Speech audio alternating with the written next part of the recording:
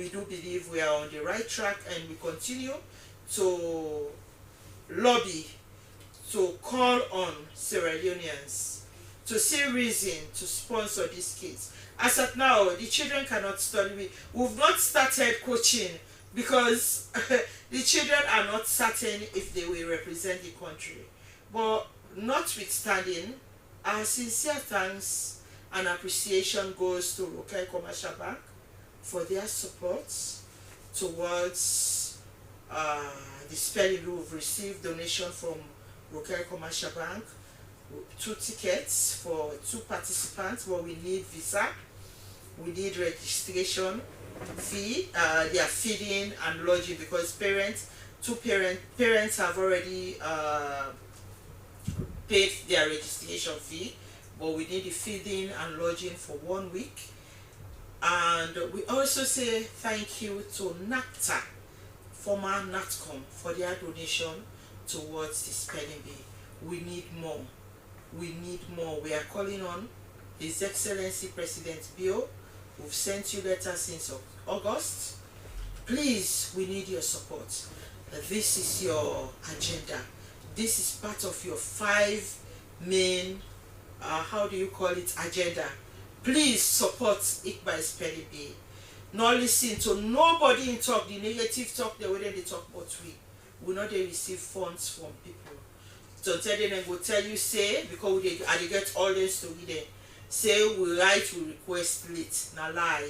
From last year we don't they request. From last year we don't they one after people there. But thank God we get recommendation from your office. Thank you to Ministry of Education. They don't give me letters. We don't send them to over hundreds of institutions.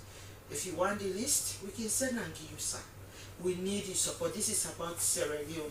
Make the international world know say you are serious with what you they say.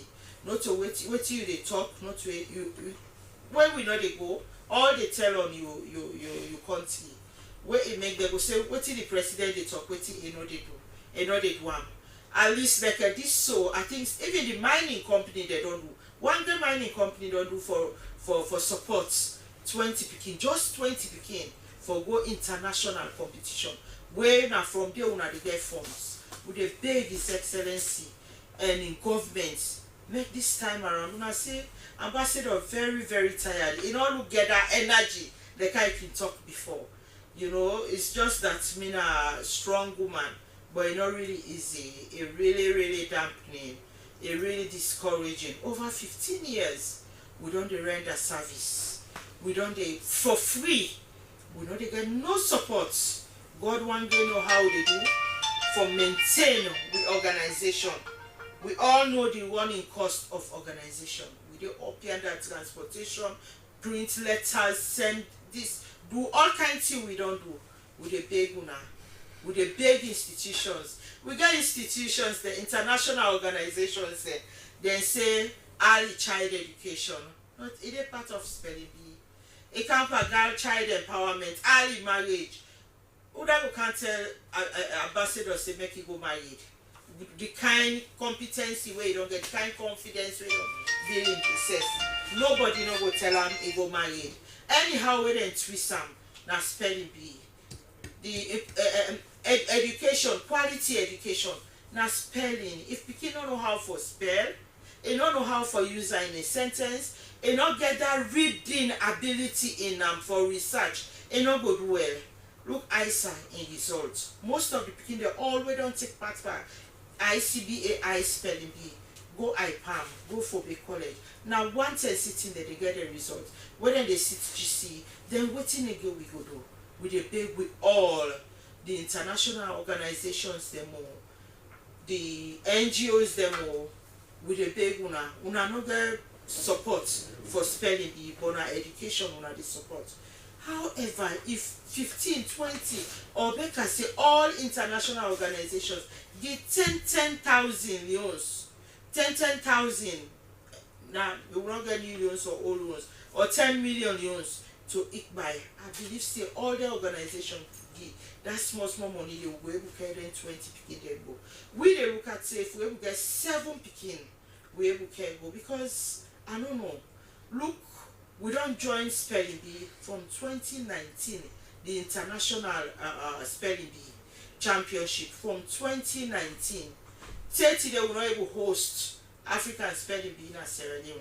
Zimbabwe we joined with last year. Now they can't host. What a disgrace to Sierra Leone. You know, we go talk, notwithstanding our sincere appreciation to una the parents, the worker, teachers will take up the opportunity, and Ministry of Education for what we collaborate with una, and the Peking they will take part today until we meet again next week. Bye bye.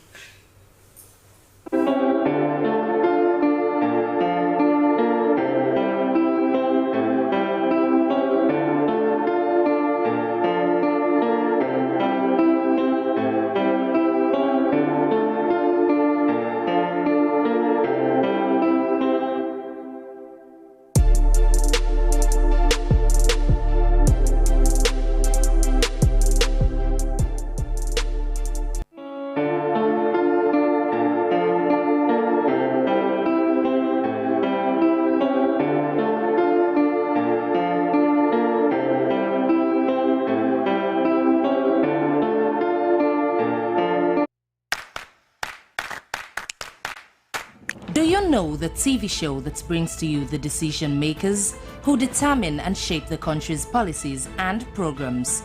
Bottom Line is the show to watch. Well, join Asmi Uba as it brings to the table movers and shakers of society and policymakers whose decisions have direct impact on your lives. Bottom Line comes up every Thursday at 7 p.m. on SLBC TV, Channel 31 with Asmi Uba. Bottom Line on SLBC TV, the program you can't afford to miss on SLBC TV, Channel 31. Join me now. The show that touches every aspect of society as we leave no stone unturned.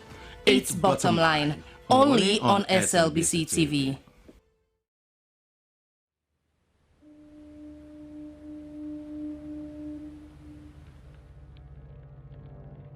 A place cannot produce poems. It can only not prevent them. And Freetown is good at that, for Freetown has its own sudden elegances. People are slow to leave it, quick to return. And there are others who come for a year or two and stay for a lifetime, sensing that they found a city that is in the world, yet sufficiently on the edge of it to have a different resonance. Let me tell you something about this city. All of us, we're all just passing through, and we've all been here forever. Those who came,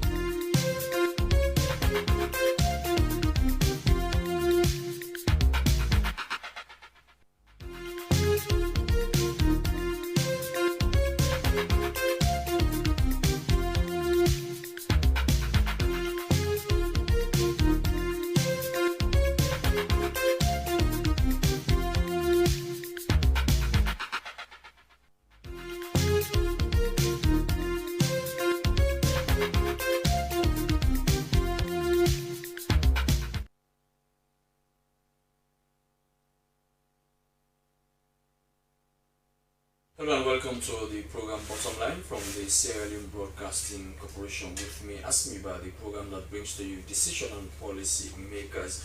Be with me for the next 1 hour as we shall be discussing the rejection by the All People's Congress on the petition of former Vice President Samuel Sam Sumana on his membership status. The program is Bottom Line.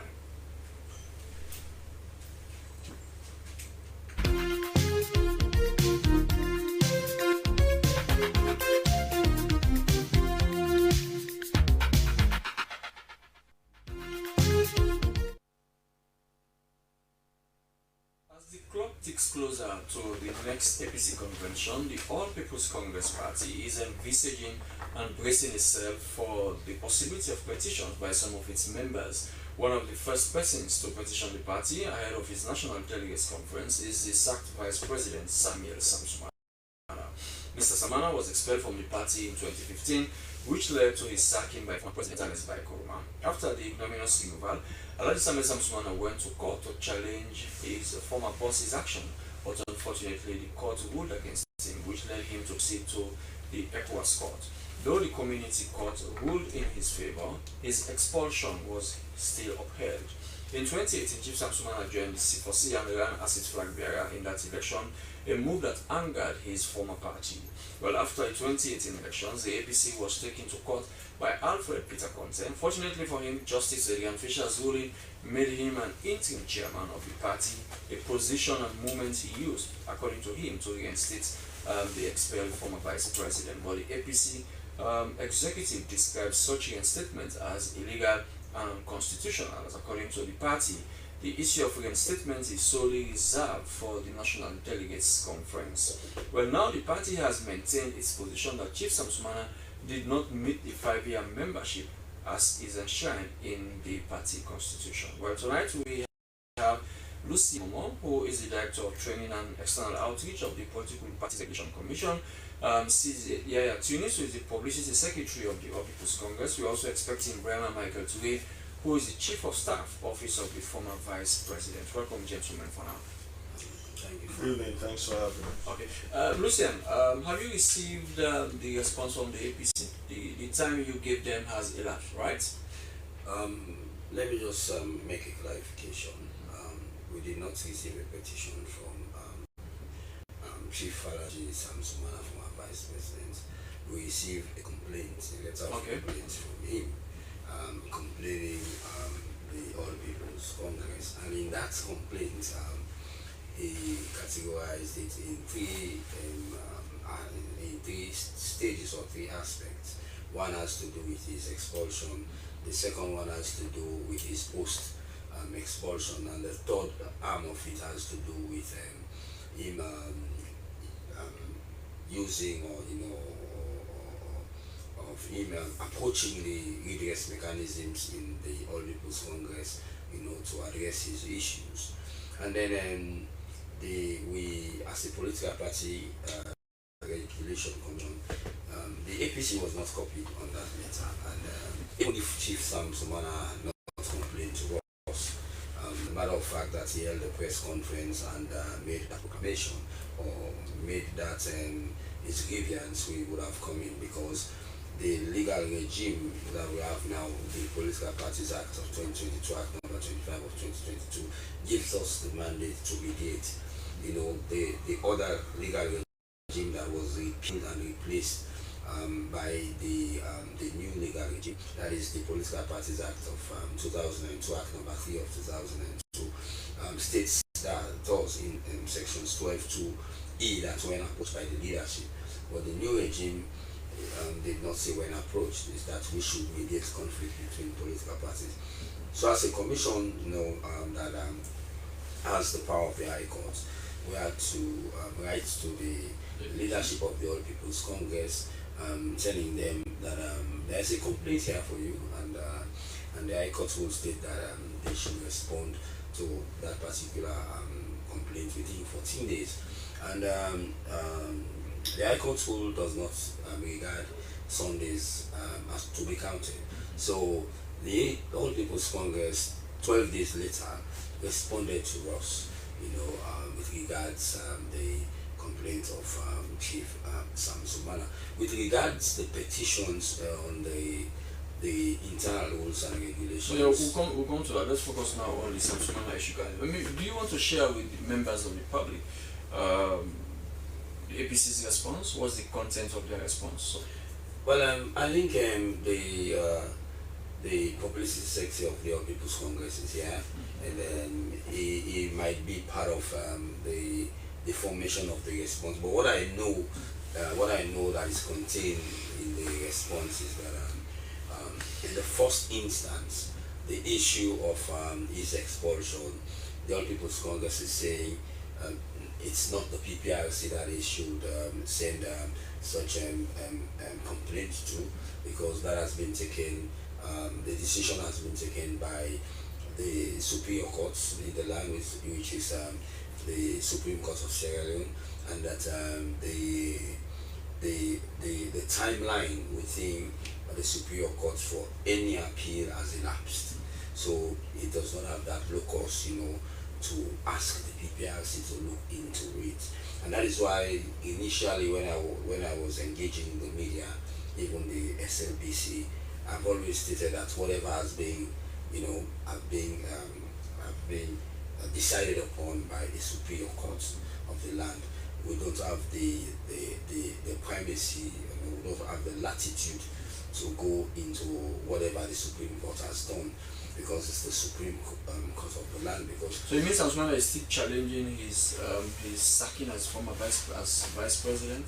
Well, he's challenging his expulsion from the party, which led to his sacking as the former vice president. For us, that's 10 years ago. For us, that has been taken care of by the High Court. And if you look at the rules, is that the High Court, has jurisdiction over all other courts in Sierra Leone. The Supreme Court. The Supreme Court, have jurisdiction all over all other courts in Sierra Leone, inclusive of the High Court. Yeah. Why is the High Court? Why is the High Court has jurisdictions all over all other courts, under it or below it? So the party is saying that he do not have the locus, to come to PPRC to look at that issue. And PPRC upholds that. I will not say we uphold. I'm saying what the response was. I'm asking you now. So we are yet to. But what I said before was that we are not going to look at any issue that has been decided upon by the Supreme Court. So we are not going to look at that issue. The second. So meaning the PPRC upholds that. The second issue, I will not make that statement now. But what I'm saying. Common sense will answer to your question. And what I'm saying again is that in the second limb of the question, there was an issue of him paying, dues, spanning from 2016 or so until to date, and that the party is saying that how can he pay his membership dues when he was a member of another political party. And there was an issue of another fellow, something Bangoa, aka Pajero, who the party says they are not aware of him leaving the party or otherwise. But he was the running mate of one of the parties doing that issue, and I will not comment further on that. Okay. And then there was the issue of him paying, and then there was an issue of the High Court ruling of Honorable Justice Adrian Fisher J, which speaks to that aspect. And then there was the third issue was of him approaching or exhausting, because if you look at the constitution of the All People's Congress and maybe the Sierra Leone People's Party, is that whenever you have an issue with a political party, you must exhaust all internal mechanism. So did he not do that? According to his complaint, he exhausted those mechanisms, including the Elders Council and also the Complaints and Grievance Handling Committee of the party. And then the party also gave their own response to that. And what we did now is that when the response comes from the party, we have to send the response to him again, to look at the responses, to agree or disagree with the responses. If he agrees with the responses, the matter is over. If he do not agree with the responses, then we bring the party for mediation, and then Chief Sam Sumana for mediation, and then as a commission we have to look at the weight of the arguments, and we have to look at legalities and all of those. Okay, hold it there, Lucia Mama. Let me bring in Sidi Yaya Tunis, who is the policy secretary of the All People's Congress. The APC has stoutly maintained its position that Chief Sam Sumana statements that he's saying he had spent 5 years or so. The APC is arguing that no, he hadn't spent 5 years in the party, and you've sent all your legal backings. Now let's look at some of these issues that you have come out stoutly to debunk, Chief Sam Sumana. Okay, so couple of things. In the first place, like Lucian said, we will not deal with the issue of expulsion. But even that, we have maintained as a party that every step that was required by us as per the constitution of the APC then, the 1995 constitution, was followed, as far as his expulsion was concerned. Of course, the issue of his vice presidency is out of our hands. We are a political party, we are not a state. So that does not fall under our jurisdiction. One of the major impression that he wanted to convey to the PPRC and the general public is that in the first place, the duration clause, the 56B, was specifically put in the APC party constitution to, prevent him from contesting or from qualifying to contest. And we are saying no. In the first place, when you look at the timeline, you left the party in 2015, and of course by 2018 you were a member of another party which you became presidential candidate for. The process of constitutional review, the APC constitutional review, started in 2018. Immediately after the elections, the party set up a committee to go around this country to ascertain why we lost the 2018 elections. And one of the recommendations from that committee was that the selection clause played major role because of the way our standard bearer then was selected to be the party's presidential candidate, and that clause needed to be removed. So that is what led to the setting up of the Constitutional Review Committee, which started work in 2018. By 2019 ending, the constitution was ready. In January 2020, we were on our way to Port Loko to adopt that particular constitution when the NRM took us to court. And during all of this period, Chief Sam Sumana had not even expressed interest to return to the party yet. So how can the 5 years clause be targeting you when we did not even know that you were coming back to our party or had even expressed interest to come back to? So that cannot be. And this clause is applicable to every national and regional position. So it is not just for those contesting to be, presidential candidate.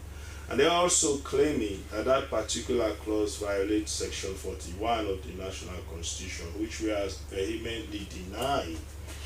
For you to get to Section 41, you have to first of all fulfill Section 42 of the Constitution, which says political parties shall nominate presidential candidate.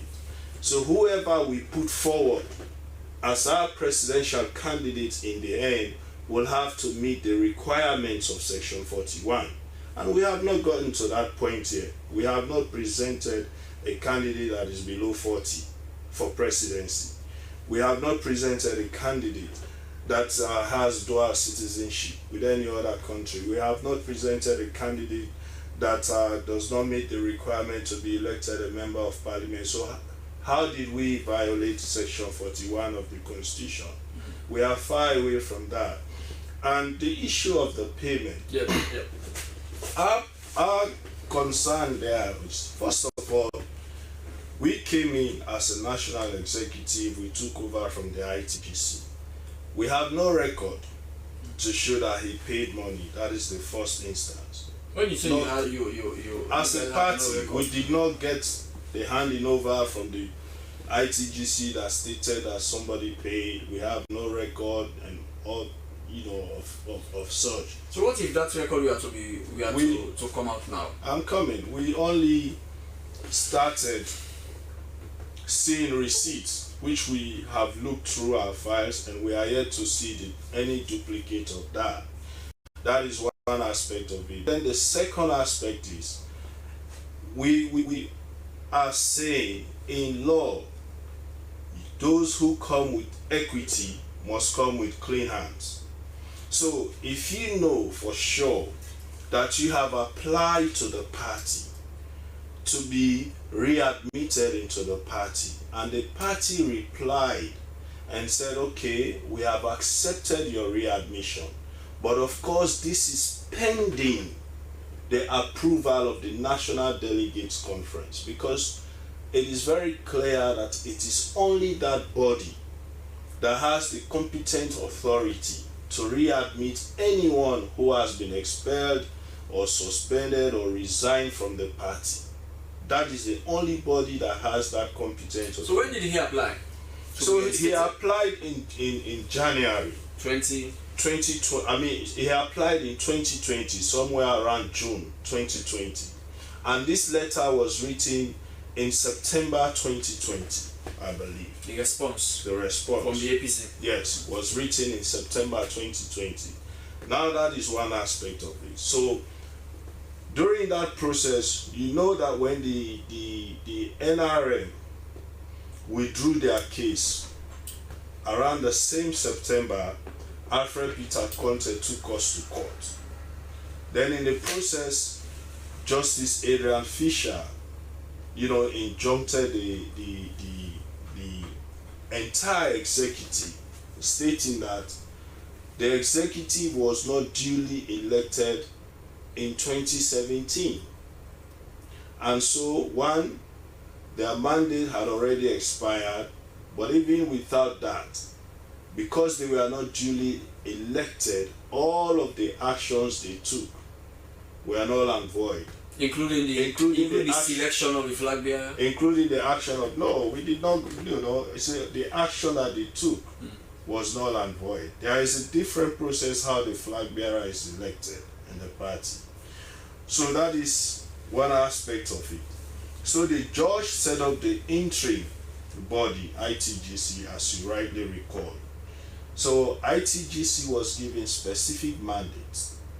And that mandate, of course, did not include reinstatement, which is why when it was brought to the attention of the court that Alfred Peter Conte had accepted money from Sam Sumana and had reinstated him, the court rendered that action null and void and even fined him 50,000 new leones for violating the court orders. So that is another aspect when it comes to that payment and reinstatement. So there is this issue of you paying money even when you knew that the process you are using to pay is not correct. That is one aspect. Then there is this court ruling speaking specifically to that. And then there is the third aspect of you even paying money for periods when you clearly was not a member of the party. So you knew exactly that what you are doing was wrong.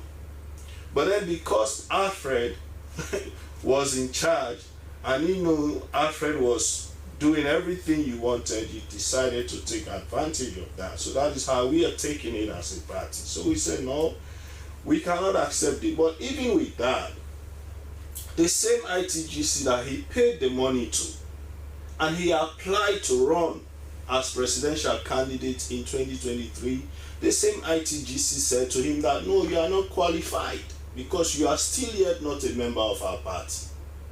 That is why he was not allowed to run under the same ITGC. That, no, we are vexed. You are not yet a member of our party, so we cannot approve you as a candidate to run in the 2023 presidential race under the APC ticket. So we have all of these. So I mean, see, as a party, are you ready to sustain all these points in the court of law? Well, yes, because the thing is, the point here for us, our stance here is clear.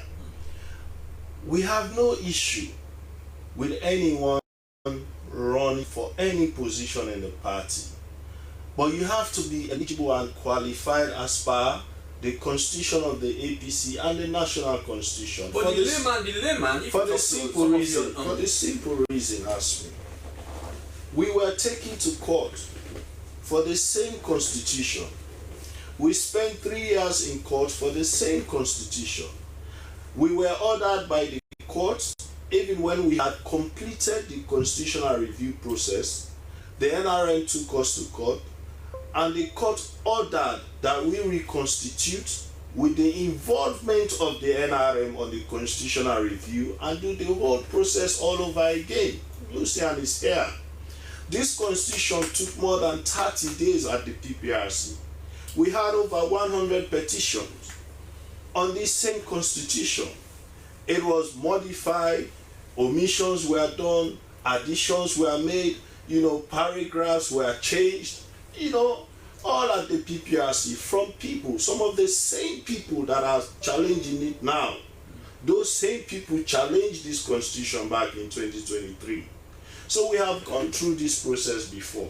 So for anyone to come now and say, oh, for political prudency, let us just put the constitution aside and do this. People will not take us to court for political prudency, but they will take us to court for constitutional violation.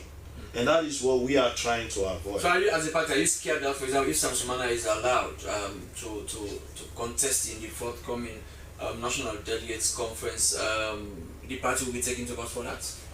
Even if you did not win? Somebody else will. Because they will be in violation of our own constitution. We are very much sure somebody else will take us to court. So it is safer for us. If at the end of the day, we are not hoping this whole matter will end in court, but if it does, and he's given the right, so be it. We are all on the safer side. The APC will be on the safer side, and he will have his wish of contesting in the election, which is really not our concern. Our concern is we just do not want to get to that point and we are taken back to court because somebody thinks we have violated. So where does your response leave mediation? Well, he complained, and we have responded with our own evidence. Barrage of them. All of the allegations, the accusations we have countered, and we have proffered documentary evidence to everything. So it is up to him to see the response and see the facts that we have stated, not just to him, to PPRC, and probably later to the general public. Because I know these will become public documents, and then the public will get to see who is on the right side. And then all of these allegations of him being targeted, the public will then now come to see that no. Okay, it's absolutely not the Thank case. you very much, CD. Lucy, where does the PPRC find itself in all of this? Well, as I said, the Political Parties Act, if you go to sections 12 to E, it gives us the mandate to mediate when there are issues between or amongst members of the same political party.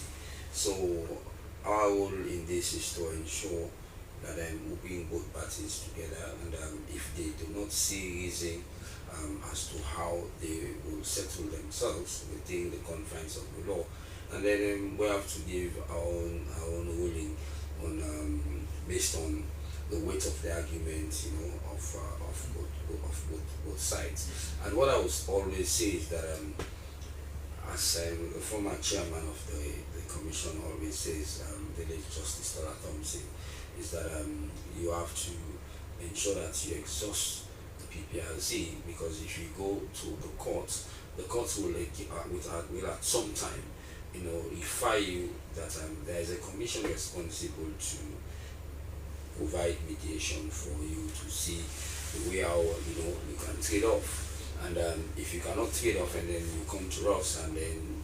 So when PPRC says trade off, does PPRC normally ask for constitution to be put aside?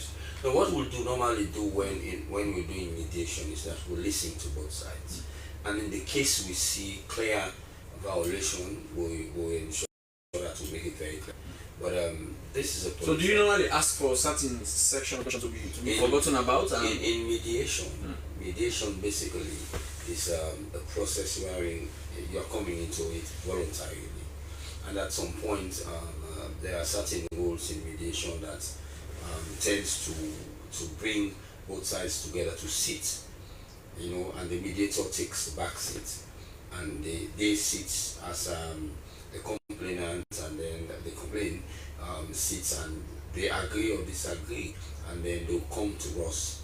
Or mediation also response from the party, then we're going to bring both sides. Yeah. So what will we ask both of them? And then they are going to argue their cases. He's going to make his presentation backed by his evidence, facts, and they are going to defend with facts and reasoning. And then if during the mediation we see that there is a room for compromise between both, we'll ask them to go and sit together and come to us. And when they come to us, whatever they tell us, if they are in disagreement again with them, and then we're going to use the laws of the All People's Congress. We're going to use the laws regarding the complaints sent to us, by Chief Samswana. We're going to use the provisions of the Political Parties Act. We're going to use the provisions of the Constitution of Sierra Leone to ensure that we come to that. But what I'm saying, it is deliberate that the developers of the Political Parties Act and some laws in Sierra Leone is that there might be a time like this, and such time. This is not the first time we have some of these issues. There might be a time like this, where in mediation, basically, like you're asking, at times you have to take away legality and look at political expediency. You take away legality at some point. That could be a very dangerous precedent. No, that is not a dangerous precedent. Remember, for example, when this tripartite issue, when this tripartite issue after the 2020 elections, remember the mediators did state that the negotiation between the APC and the government was not about rerun of the 2023 elections. That was established in the room even before the talks began. Yes. So meaning the negotiators had already told the APC that we are coming to this negotiation, but it is not going to rerun the 2023 election, and that was established. And if you look at because they wanted to prevent. If you look at the tripartite recommendations, there are some recommendations that some political parties are now saying is a violation of the Constitution of Sierra Leone. So in mediation, there might be a point. Can you say the war in Sierra Leone was justifiable by law? Killing is justifiable by law? But at times you're going to look at, by law, you're going to look at equity comes in. That is where equity comes. Equity at times comes in. You have to look at the law. The law is the law. The law is what it ought to be. But if there is a problem, the judge has to make a decision. But his decision will not violate the law. And if you look at the mischief rules, that the judge will take while giving a judgment in a matter, even if you are the beneficiary of an estate of your father, and if you murder your father, and then you want to inherit the property, it's the responsibility of the judge to make rules that will ensure that you will not benefit from that estate because you are the cause of the death of the original owner. So in mediation, there will be a time wherein he knows, all of them in the APC knows that at times when there are issues, we should not do such things that we did to ensure that they participated in the 2020 elections.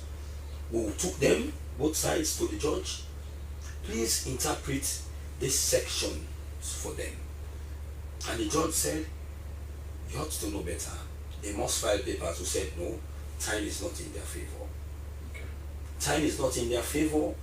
Please explain your ruling to them so that they can understand. And if they come to the mediation table and we see willingness for them to compromise, we'll ask them to go and compromise and come to us. Okay, Lucien Momo, hold it down. He is Lucien Momo, who is the Director of Training and External Outreach of the Political Parties Regulation Commission. The program is Bottom Line from the Sierra Leone Broadcasting Corporation. Like I said, we were expecting Brahma Michael Toure, who is the Chief of Staff of the Office of the former Vice President, Alhaji Samuel Samsumana. We're going for a few seconds break. After the break, we are back.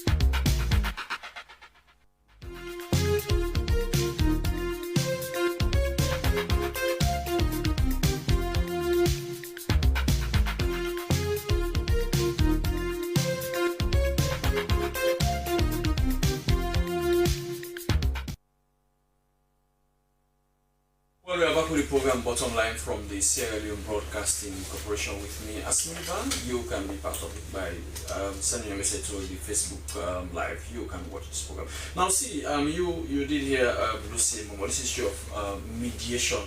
Is the party prepared for that? Oh yes, we are. In fact, we have been on this for quite a long time, Asmin. We started our own internal mediation. You heard Lucien make mention repeatedly about the Elders Council, for example. The Elders Council started mediating between us and Chief Samsumana on this issue, but then there was always one problem after the other. First, it was the issue of the language in the letter. We had to change from readmission to reinstatement, even where we pointed out repeatedly that there is nothing like reinstatement in our constitution. We spent over a year just on that, on changing the language from readmission to reinstatement. Then we also went to the issue of, the Justice Fisher's judgment, we went to the issue of the payment, and it has always been one issue after. We tried our best not to get to the PPRC through the internal mediation and internal mechanism. And then after the Elders Council, he went to the Grievance Handling Committee. They also looked. But there was this talk that your Elders Council did ask you to reinstate Sam Sumana. Well, I don't know how to was that. That is not true. People have always been talking about the political prudence. Yes, we had certain quarters that have always said, oh, just forget about the constitution. Constitution is not written in stone. But then even we are to do that, there is a process how the constitution is to be amended. And that can also only happen at the National Delegates Conference. And these are all something we pointed out. That, okay, fine. If the majority is saying that this is the case, even us, the National Executive, we have seen certain aspects of the Constitution that we think needs amendment. Like, for example, clearly we have difficulty taking certain disciplinary actions against people going clearly against the party's position. You saw the case of some of our members of parliament, for example. We cannot take action because of the way the Constitution is written. So we have to take those. So you want more powers? So no, we have to be able to also safeguard the party from such acts. But of course that can only be done at the National Delegates Conference. So anything that has to do with constitutional amendment, we cannot do at the PPRC. We cannot do in the courts. It is only at the National Delegates Conference, and these are some of the things. Another issue that has come up in your response is, for example, the Sam Sumana camp was citing one of the, I think it was the chairman of the committee that presided over his expulsion, that investigated him, Alhaji Ibrahim Ben Kagbo, honorable former member of parliament. I think later he came out and said what the committee did. I mean, he almost wanted to remove himself from the action that was taken by the whole committee.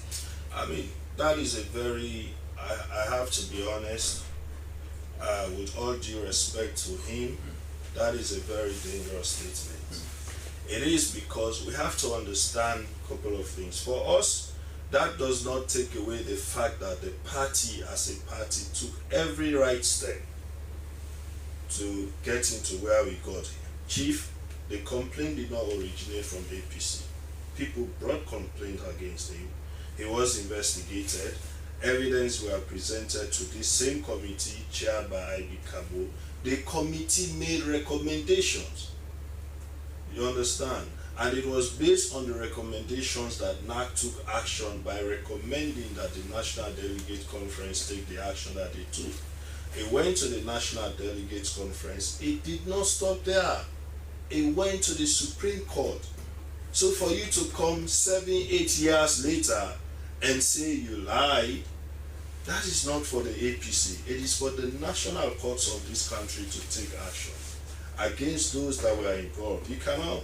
So they deceived the court? They deceived APC, NAC and the court? They deceived the APC, they deceived the country. This is a very, I'm a very young person, and these are some of the things that we have to do outside of party if this country is to be taken seriously. I mean, this is a matter that went to as far as removing someone as vice president of this country. And it is the same evidence that was taken to the Supreme Court, that the Supreme Court upheld that ruling. So for you to come 7-8 years later and say you lied, that is very dangerous. And that is really not for the APC. Okay. I mean, Lucian, this issue of mediation, negotiation, how long do you think is going to do? Does APC have time? Mind you, by next year they should go to the National Delegates Conference, and we are now in September, so we're now in October. Well, of course, I think it all depends on the willingness of both sides, to see things as to how they will look at the issues. But for us as a commission, we will ensure that we move with the timings that they give to us. If they want us to prolong until their tenure ends, it's up to them. If they want us to end the mediation as the earliest possible time, we are ready to end it. Because I think there was one issue at one time with the All People's Congress, an issue that we thought we had to handle within a month. I think within 2 or 3 days, we were able to look at those issues. Even with you made mention of the objections that came in, when the Constitution, was gazetted. We have over 100 and something. The one with the largest of all, which was Dr. Olayinka Silva-Blyden, which was something like 85 pages, 150 something issues. We were able to deal with those issues within a day. So if they are ready to listen to the complaint, and the complainant is able to understand their own standpoint, as stated by CD a few moments ago, then it's easy for us. So have you reached out to Samuel Samsumana, allowed you to inform him and the APC has responded to your complaint? Immediately that we received the response from the All People's Congress, I was on the 12th day, which was on the 9th of September. Around the 11th of September, we sent him the response of the party to him, for him to look at those response, and then within 14 days, to tell us that he's okay with. So when are the 14 days going to elapse? I cannot say off the cuff now, but maybe when CD will be talking, I will look at my records and then I will tell you when the 14 days it will elapse. Okay. I mean, Sid, are you guys preparing for negotiation now or mediation? Oh yes, I mean we have what we are doing now is responding to the legal requirements. What the law states. We have been, by the way, very cooperative. We know how much amicable working relationship we've had with the PPRC, and so we have responded, as per the law, as per the requirements of the PPRC Act, and so we are waiting, for the PPRC to call us so we can, begin the whole process of engagement. But in any case, we are also very much in line with preparation for other actions, as far as our internal democracies are. When are you going to start your lower level elections? Well, we cannot. It hinges on how soon we complete at the PPRC. I mean, even though some of the other petitions, other complaints and petitions apart from Samsumana's? Oh yeah, we have about 10, but a lot of them hinge really on the Constitution. So like I stated, those are not really to stop us, because even if at the end of the day we are going to make amendments, they can only happen at the National Delegates Conference. So that those will not really, should not really stop us, but it all depends on what happens at the PPRC anyway. So it's how soon we complete, like Lucian says, at the PPRC. And we are not hoping that we will spend much time at the PPRC, because I think our response to Chief Samsumana was solid, and but in your own eyes it might be solid, but maybe in the eyes of Samsumana camp, I mean, that is why they can maybe they might pick holes on the responses you presented. That is why we backed it up with evidence, because allegations were made against us in those conflicts. Tuskina wadakatawa watumatia ufia tawila birahmatika ya arhamar rahimin. Wasallu ala Muhammad wa ali Muhammad. Subhana rabbika bizata ma yasifun. Wassalatu wassalamu ala mursalin. Alhamdulillahi rabbil alamin. Thank you. Thank you very much, Sheikh Kuruma. In a country whose religious tolerance is legendary and perhaps I would say second to none, I'll hereby call on Canon Samuel F.T. King to lead us in a Christian prayer. Put your hands together for him, please.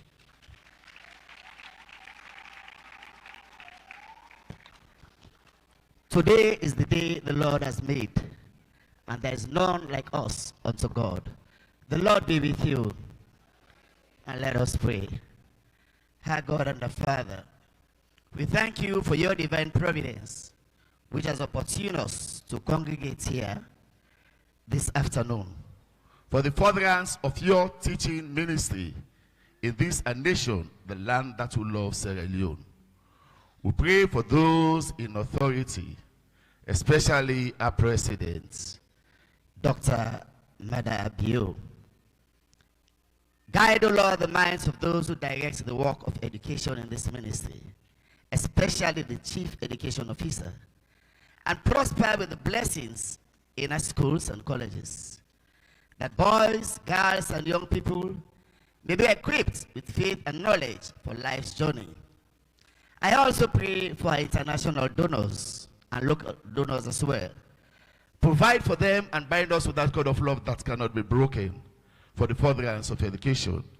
I therefore commit this occasion of recognition unto you, O Lord, in the name of God the Father, God the Son, and God the Holy Spirit. Take preeminence and go before us with your gracious favor. Further us with your continual assistance, that this program begun, continued, and ended become from you, and that we may be living testimony to his name. In Jesus' name we pray. Amen. Thank you very much, Canon Samuel F.T. King. Just to inform all subsequent speakers that you could kindly walk up the steps there and occupy and speak from the white lectern over there. Thank you very much. My colleague Precious spoke about Sierra Leone's legendary religious tolerance status. Our president of Sierra Leone is Catholic.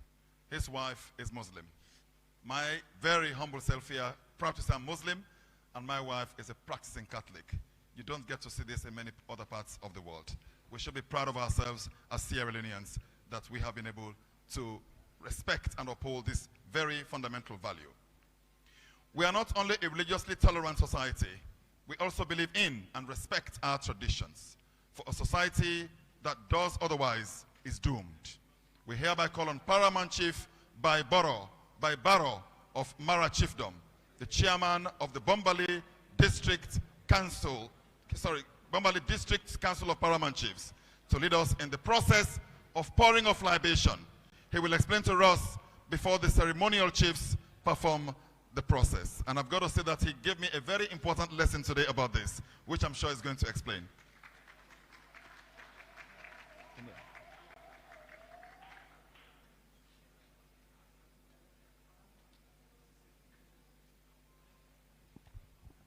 Paramount Chief Barrow, before becoming Paramount Chief, was a medical practitioner. And I'm proud to say that he helped me very, very much when I was shot by rebels in 1997. Our Honorable Vice President of the Republic of Sierra Leone, as I'm standing here now, he's the acting president of this great nation. Because our loving president, retired Dr. Mada Bio, is out of the country on international functions. Our education minister, the galaxy of team members of the TEC of this nation, distinguished ladies and gentlemen, and our dynamic forces here for protection. I say good afternoon to you all.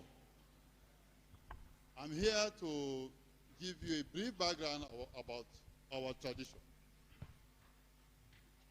Historically, Paramount Chiefs are the custodians of the traditions and customs of Sierra Leone. So in that regard, we are here to pour libation for the great successes we are seeing the education sector is doing in Sierra Leone. The huge number of student turnout in primary schools, in the junior secondary schools, in the senior secondary schools, and in the colleges. So we are here to pray further, traditionally, so that the Almighty Allah and our great ancestors could join in supporting the strides the Minister of Education is undertaking for the prosperity of Sierra Leone. Without education, you are nothing. The teacher has to be given maximum respect. So as a result, we are very happy for the government to come in the name of the Vice President and the Education Minister to join the TEC to come and recognize the wonderful works of our teachers in Sierra Leone. Mr. Vice President, you are welcome to Bombali. I want to take the opportunity to welcome you first before the mayor comes and do that. You are welcome and welcome. Can I please see can all the paramount chiefs of this district, the 12 disciples, come before the stage? A round of applause for them, please, as they make it to the stage.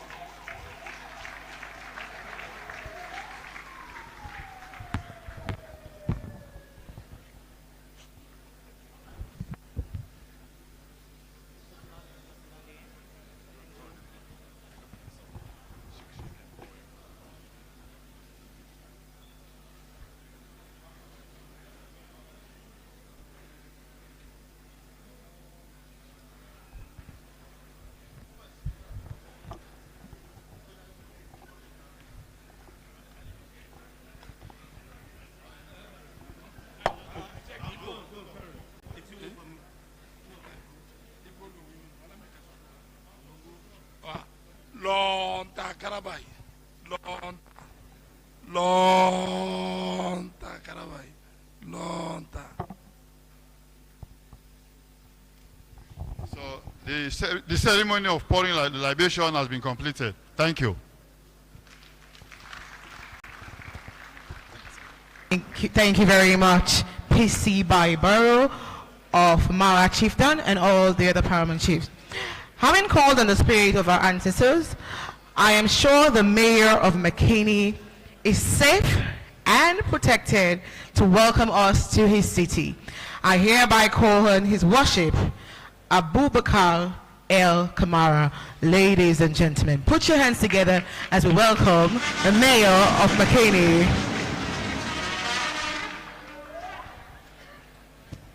Thank you very much. His Excellency, the Vice President of the Republic of Sierra Leone, Honorable Mohamed Jules Jallo, revered paramount chiefs of Sierra Leone, teachers of Sierra Leone, government ministers, councillors, students from different schools, distinguished ladies and gentlemen.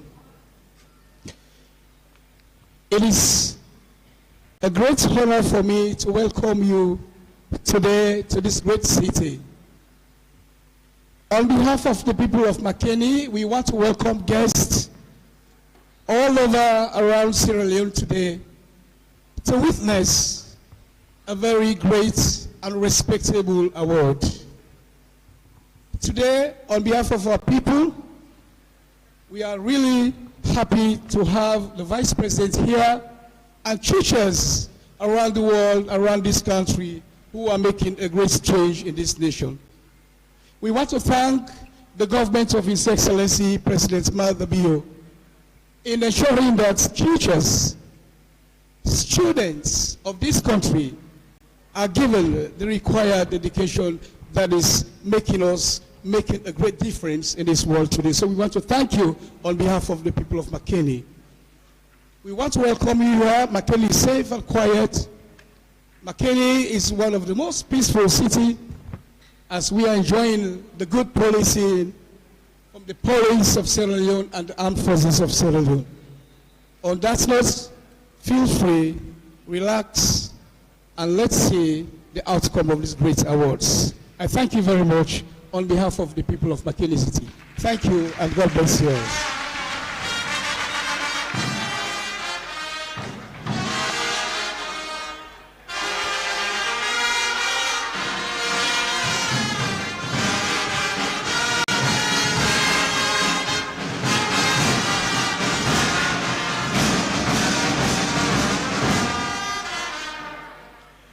I don't know if na McKinney City Council get a bandy. Thank you very much for that tweet there, and thank you very, very much, Your Worship, the Mayor of McKinney, Abu Bakar El Kamara. One of the very important things in academia in McKinney is one which many hardly notice. It speaks to the drawbacks that we have as a people and the nation, namely the lack of adequate care and attention for people living with disabilities. And so, it is a bad seed that is sown, depriving many people with disabilities from achieving their potential. It is befitting that we are holding this program today from the UNIMAC campus. Last month, Sierra Leone had its first blind lawyer after Amadou Sanko Esquire passed the bar exams at the Sierra Leone Law School. With that uplifting news, put your hands together. That's something we should clap for. Thank you for the signal. So, with that uplifting news, here is another. St. Joseph Secondary School has a vibrant school for children living with a certain disability. Again, a round of applause.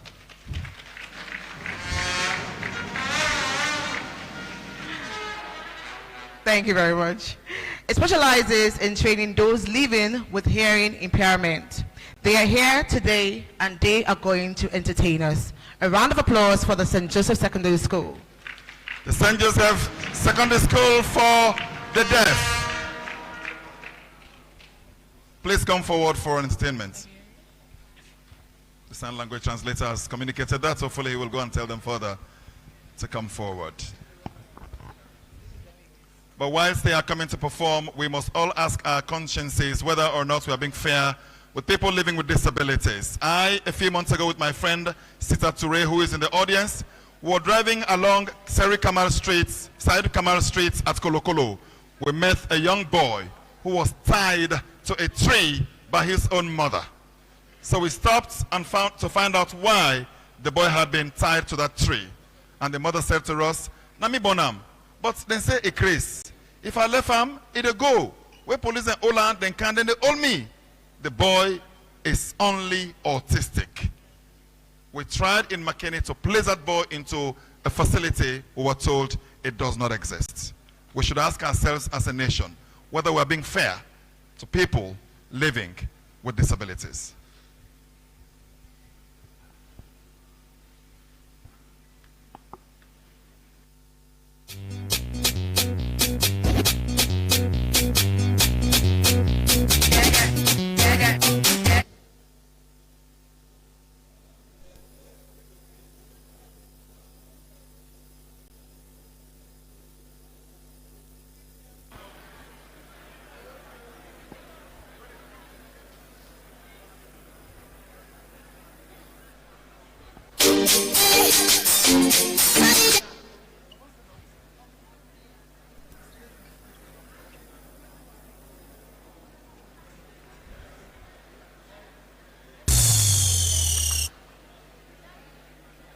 Sorry, can they go up the stage, please?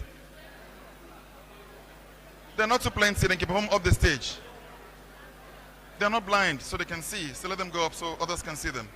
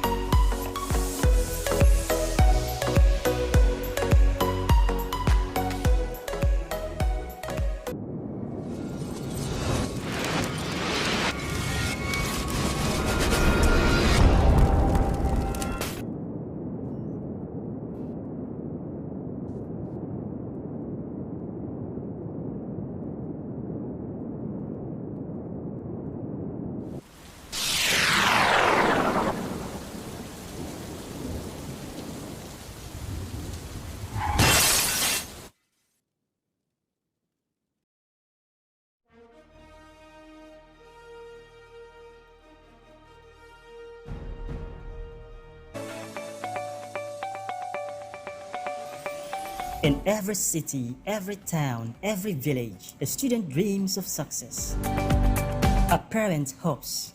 A teacher prepares. This is not just another program. This is the key to unlocking potential. Welcome to Learning R, an inspiring journey through English language and mathematics, designed for WASC candidates across Sierra Leone. Join us on the Sierra Leone Broadcasting Corporation Television. Expert teaching. Focused lessons. Real preparation. No distractions. No excuses. This is a mad thing.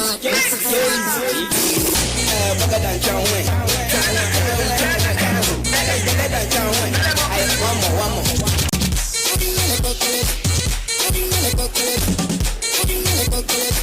Baga dance, we go boogie all night. Freestyle.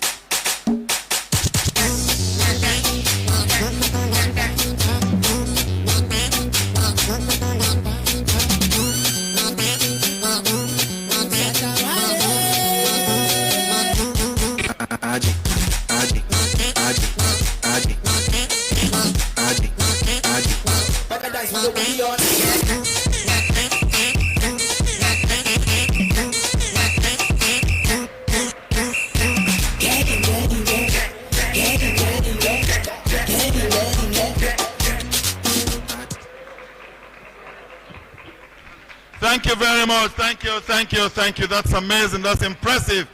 You could get the sense that, in fact, they could hear. But no, what that tells us is teaching, training. Once you teach, once you train a child, they'll grow up to achieve their full potential. Mr. Vice President, ladies and gentlemen, we are here for a very important occasion. To tell us a bit more about how those winners were selected, we are calling on the Deputy Director, Registration and Licensing, Mr. Samuel Johnson, to give us an overview of the selection process.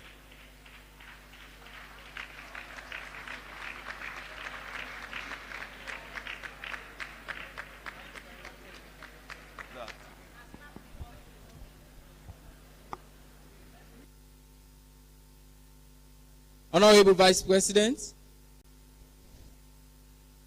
Minister of Basic and Senior Secondary Education, Resident Minister, His Excellency, the Mayor, Chief Education Officer, the Chair of the Sierra Leone Teaching Service Commission,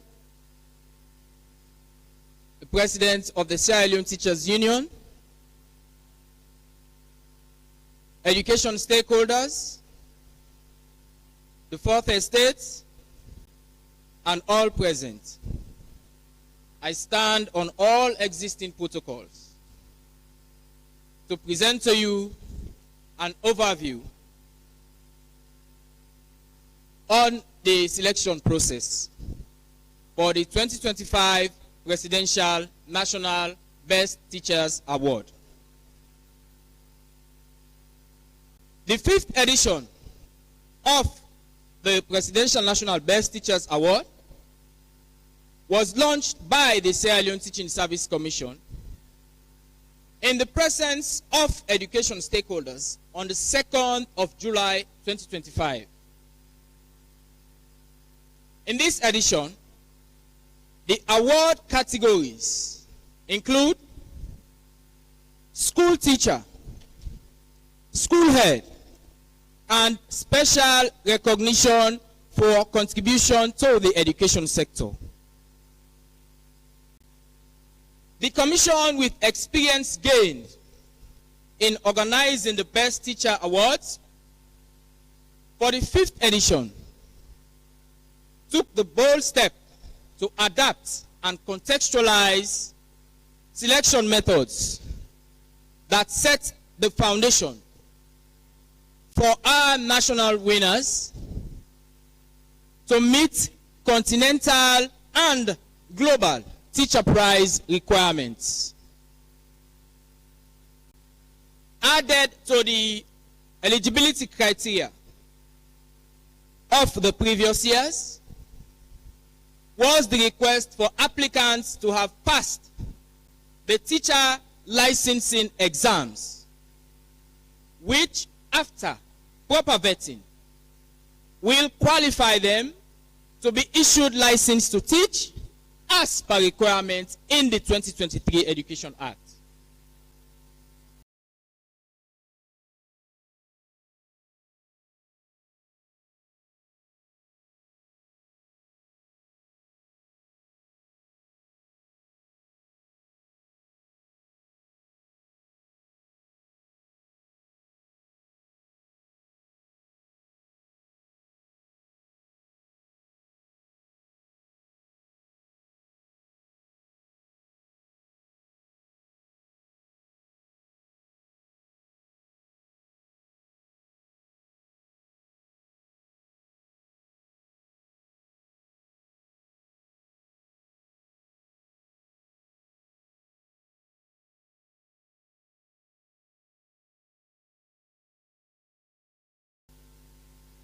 With a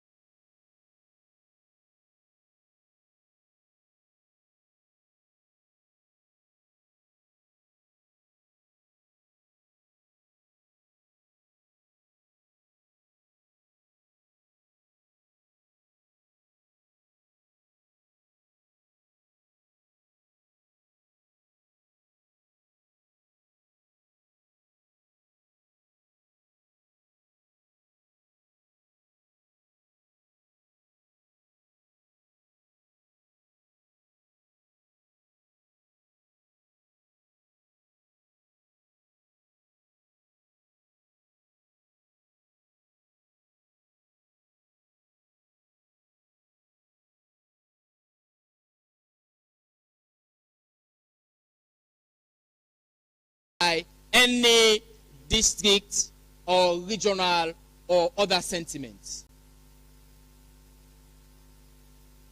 If applications from a specific location did not meet the set requirements, such applicants should not proceed to compete with others. Insisting to proceed with such applicants to other stages of the award, even though they did not meet set expectations, will clearly indicate compromise at the expense of professionalism. With that said, 296 applications were received for this year's awards from all districts. After thorough vetting, 45 applications were forwarded to an outsourced team of educationists for in-depth assessment of content. A national average derived from the quality of the 45 applications assessed was established. The cluster of districts with regional representation for the teacher category that met and surpassed the national average were as follows. Southern Region, Banff District and Moyamba District. Northern Region, Falaba District, Bambali District, and Koinadugu District. The Northwest Region, Port Loko. Western area, we had Western area urban and Western area rural. For the school head category, we had the Western area and the North. 4 regional winners emerged from the school teacher category and 2 regional winners from the school head category. The 4 regional winners proceeded to compete for the national winner teacher category, and the school head regional winners also proceeded to compete for the national winner the school head category. However, in addition to this, the Commission will recognize all applicants that made it to the regional phase of the award.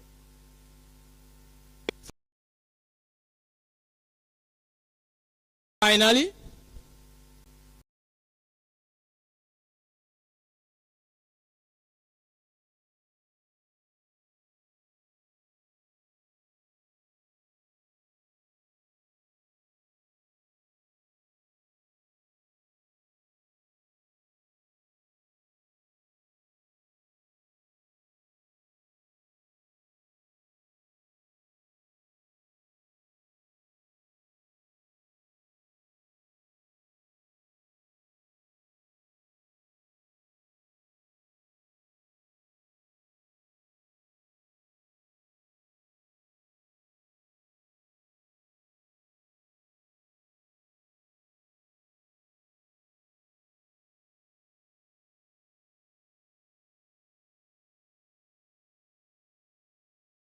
in addition to this,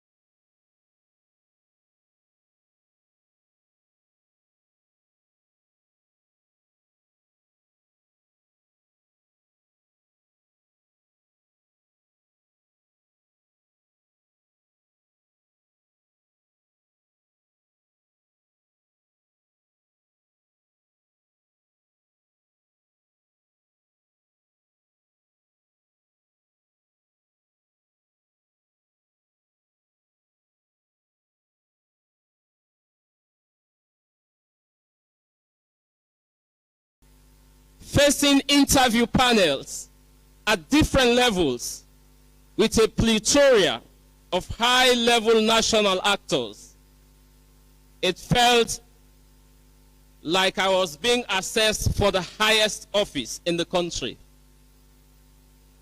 Oh yes, that's what it actually was. The best of the chief of all careers, teaching. Being the best teacher requires steadfastness, commitment to the profession, and commitment to your learners. Exactly 1 year ago, on the 5th day of October 2024, at the Galines Perry Hotel in Bo, I was crowned the winner of the 2024 Presidential National Best Teachers Award for the secondary category.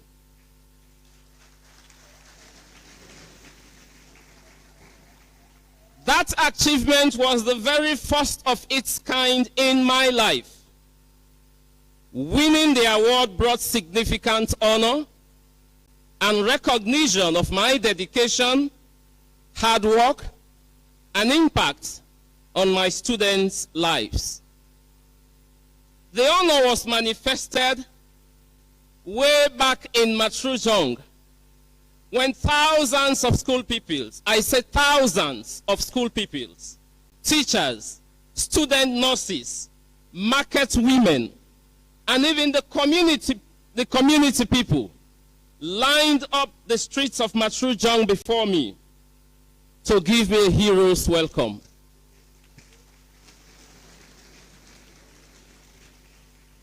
So many of them, I was an icon of a diligence that should be honored and emulated.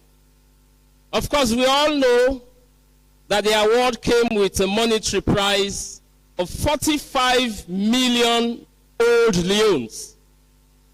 Guess what? There was one of those market women who actually stood in the public shouting, calling on her children to come and see. Una can see Senge, a fine for land book. Senge don't catch 45 million leones just one day. I tell you. And indeed, throughout my 35 years, the 35 years of my working career, that 45 million old leones was the highest sum of money I had ever received in bulk. And you know, trust me, you know, that made me the richest teacher in the entire district, if not the whole country.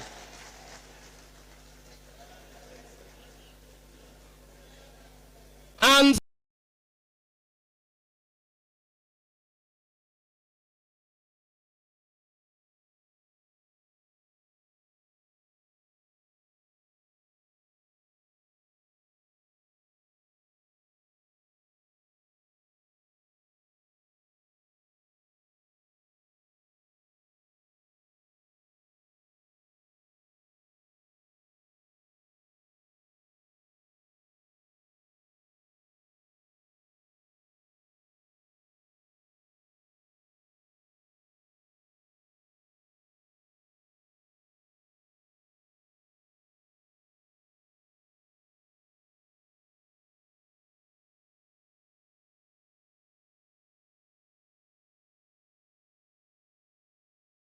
frankly speaking,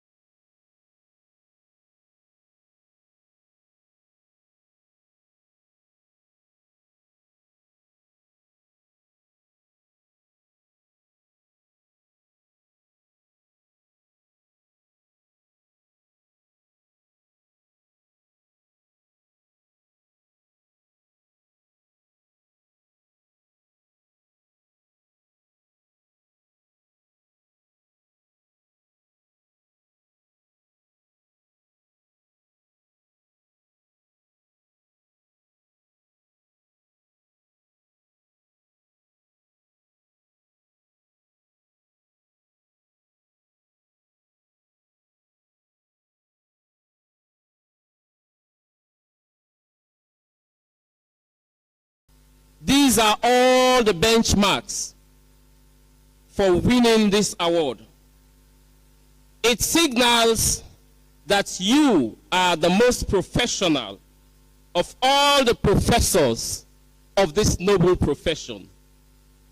You must live up to that expectation. Your employers, as well as education stakeholders, should be professionally engaged with. You must not forget your colleague teachers, the learners, the parents, all need to be engaged. As one of the speakers mentioned yesterday in the symposium, if we go by the professional standards prepared for us by the Teaching Service Commission, we will be the top tier in professionalism. And so my final message to all my colleague teachers here, let us remain focused and dedicated to the responsibilities we have signed up to. The Bible in Matthew chapter 6, verse 33 says, "Seek ye the kingdom of God first, and his righteousness, and all others will be added unto you." In other words, do not allow the love of money to outweigh the passion for your profession. That's the teaching profession. Just be true to yourself as a teacher. And I tell you, the awards, the money, the recognition, the promotion will all be added unto you. And so let's continue the good work. I want to congratulate all of you in advance. And I thank you for your attention. May God bless all of us. Thank you. Mr. Senge, please. Mr. Senge, please, before you leave.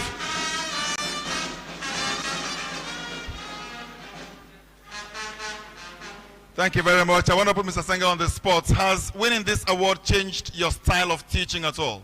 Definitely. How so? We have Please use the microphone. We have a methodology that we actively engage the learners. It's a new dispensation. We ensure that the teaching procedures we use engage the learners actively in concrete materials. Interestingly, I am a mathematics teacher. One of the subjects that seems to be so abstract, but I tell you, the learners, my students, enjoy the lessons I present to them because I actively engage them. And I'm sure they revere you now more than they did before. Definitely. Thank you very much. Congratulations. Thank you very much.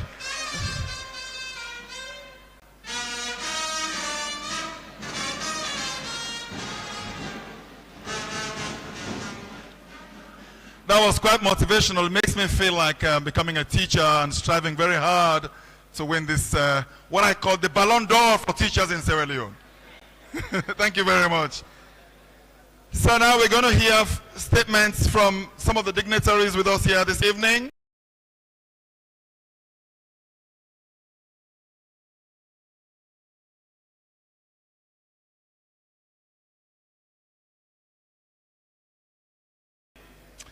And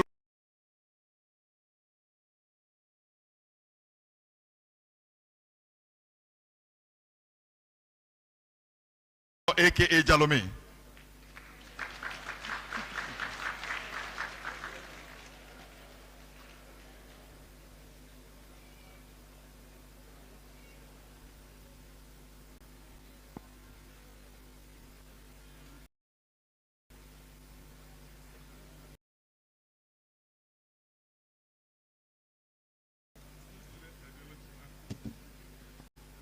Thank you very much.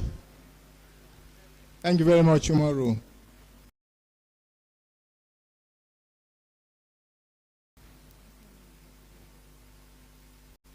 Your Excellency, Honorable Vice President of the Republic of Sierra Leone, Dr. Mohamed Julde Diallo, the leadership and operational functionaries of the education sector, ever-ready paramount chiefs of Bambali, the 12 tribes of Bambali, our missionaries of hope, the teachers of Sierra Leone, parents and pupils, members of the Fourth Estate, distinguished ladies and gentlemen, I want to heartily welcome you to this program.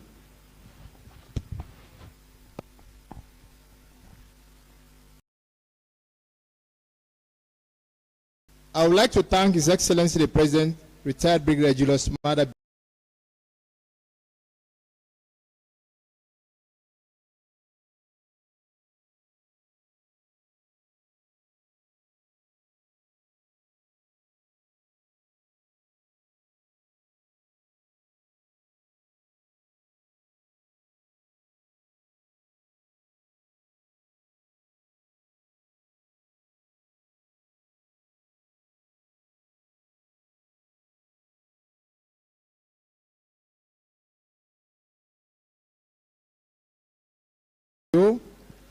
For taking time and with magnanimity to establish the National Best Teachers Award. Undoubtedly, teaching is less of a job, but mostly a mission, a dedication, and a commitment.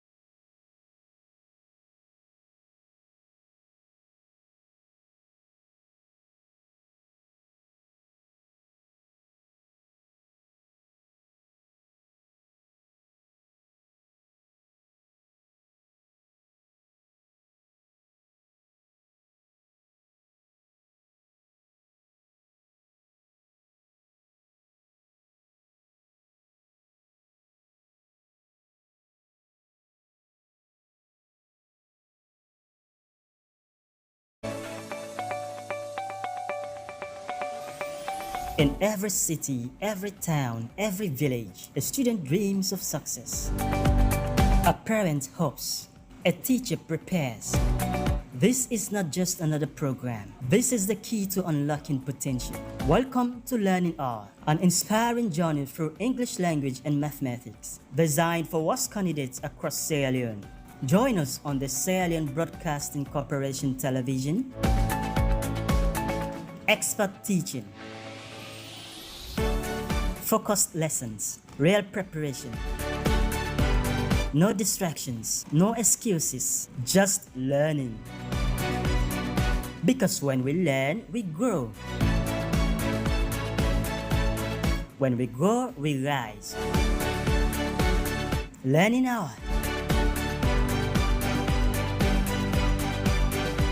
Powering your future.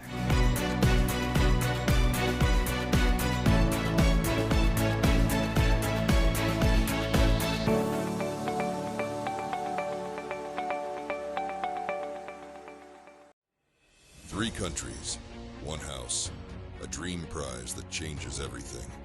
Welcome to House of Stars, Season 3. Every move counts. Every glance tells a story. This is no ordinary house.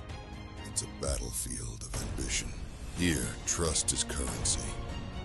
Answers, our traditional leaders, the World Bank rep, and other partners, donor partners, SLTU and its affiliates, the private sector, civil society organizations, my fellow teachers, students, staff of the Teaching Service Commission, and the Ministry of Basic and Senior Secondary School Education, fellow Sierra Leoneans, the Fourth Estate, distinguished ladies and gentlemen, good afternoon, assalamu alaikum. Today is another landmark event as the Presidential National Best Teachers Award is taking place in Bombali. After hosting this for 3 years in Freetown, from 2021 to 2023, we decided to move it to the regions to give it a real national character. In 2024, it was held in Bo, In 2026, it will be held in Kenema, and 2027 in Port Loko. It is no coincidence, therefore, that the PNBTA is being celebrated during the weekend of the World Teachers' Day. The theme of this year's celebration is recasting teaching as a collaborative profession. This theme resonates with many strides the Commission has made since its inception. It shifts the focus from isolated instruction to shared expertise, peer learning, and joint responsibility, fostering better professional development and outcome for learners. The approach involves moving away from traditional models towards integrated practices like co-teaching, mentoring, and structured professional learning communities that encourage feedback, shared planning, and collective pursuit of educational excellence. The goal is to strengthen teachers' professional identity, improve the quality of teaching and learning, and ultimately create more supportive learning environment for learners. This year's celebration started with a symposium where teachers, where papers were presented by eminent scholars on teacher issues. That took place yesterday. Honorable Vice President and all present here, barely 7 years ago since the Commission was effectively commenced, ensuring adequately trained and qualified teachers are available in government and government-assisted schools. Today, the Commission is proud to state that amid its challenges, significant strides have been made to support your government's and other partners, especially the World Bank, the GPE, UNICEF, SCDO, Irish Aid, Plan International, St. Sierra Leone, and many others. Honorable Vice President, I will now give you a scorecard on the work this Commission is doing and the distance traveled since then. Please bear with me, sir, because this is our day. It is not every day that you have the Vice President in your midst, so we will endeavor to give you everything that we have done so far. One of the key mandates of the Commission is to develop policies and guidelines guidelines for teacher registration and licensing, to establish a national register of teachers. Across Africa, Sierra Leone is one of the first few countries to have implemented this policy, and I'm pleased to announce that so far 17,878 teachers have taken the licensing exam with a pass rate of 46% across the country, and will be placed on the National Teacher Register. The Commission conducted a compulsory national teacher registration and verification exercise in April with the aim of confirming the availability of teachers nationally. A total of 78,905 teachers were registered across the country. 34,077 of these were verified as teachers on the payroll. Those 2,033 not found in the schools have been suspended. They have been given 3 months to the end of October to be verified as teachers. After that deadline, any teacher who remains unverified will be permanently deleted from the payroll. Digital technology to transform the teaching and learning environment is at the heart of the Commission's agenda. The development of the Teacher Management Information System, TMIS, as a one-stop shop for storage of holistic teacher data to support registration and licensing, recruitment and deployment, CPD, monitoring and management of teacher complaints in government and government-assisted schools is now fully operational. Teacher absenteeism is one of the major challenges the Commission is grappling with. The introduction of one tablet per school, OTPS, has improved teachers' and pupils' attendance in 300 piloted schools. This is a real-time data generation strategy that will improve decision-making around teacher attendance. I am pleased to announce that these ruggedized tablets, solar-powered tablets, are now in country and ready to be rolled out in 7,521 primary and junior secondary schools across the country. Before the establishment of the commission, teachers were promoted based on the number of years spent in the classroom, and there were no HR systems put in place for guiding the process. Today, the commission has established a structured merit-based teacher performance evaluation. This is a groundbreaking work that started in 2023 with 2,054 teachers receiving increased salaries. In 2024, 2,152 benefited, and this year, 3,142 are set to benefit. This has significantly increased teacher motivation. With HE as the champion of foundational learning, I am glad to inform you that the Commission and MBSSA, with the support of World Bank and GPE, we have developed teaching and learning materials and trained 10,727 primary one teachers in 2024. And in 2025, we have trained 10,682 teachers in primary 2 in early grade literacy and numeracy. School leadership program is being scaled up in all 16 districts. The essence of the school leadership program is to develop existing leaders in the 21st century skills and create opportunities for succession, so that there is no leadership gap in the school system. The activity is supported by LCDO through Lewilan.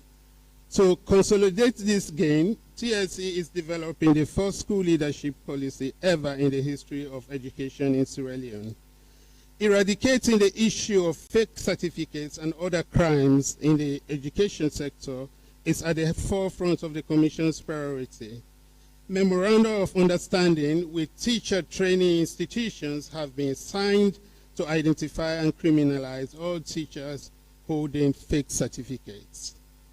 Between 2018 and 2024, TSC has recruited 17,078 teachers, and this year alone, the recruitment of 3,300 teachers is well underway, using the new development protocol and addressing equity and distribution of teachers across the country. The Commission has developed SRGBV, that is Sexual-Related Gender-Based Violence, National Register for alleged teacher perpetrators. This register is updated on a regular basis, and when new cases are reported or after the court has adjudicated on a matter. Currently, seven teacher perpetrators have been blacklisted. Honorable Vice President, having highlighted some of our key achievements, the Commission still has a lot to do to improve on the performance of the largest workforce in the country, the largest and the most educated workforce, I should say.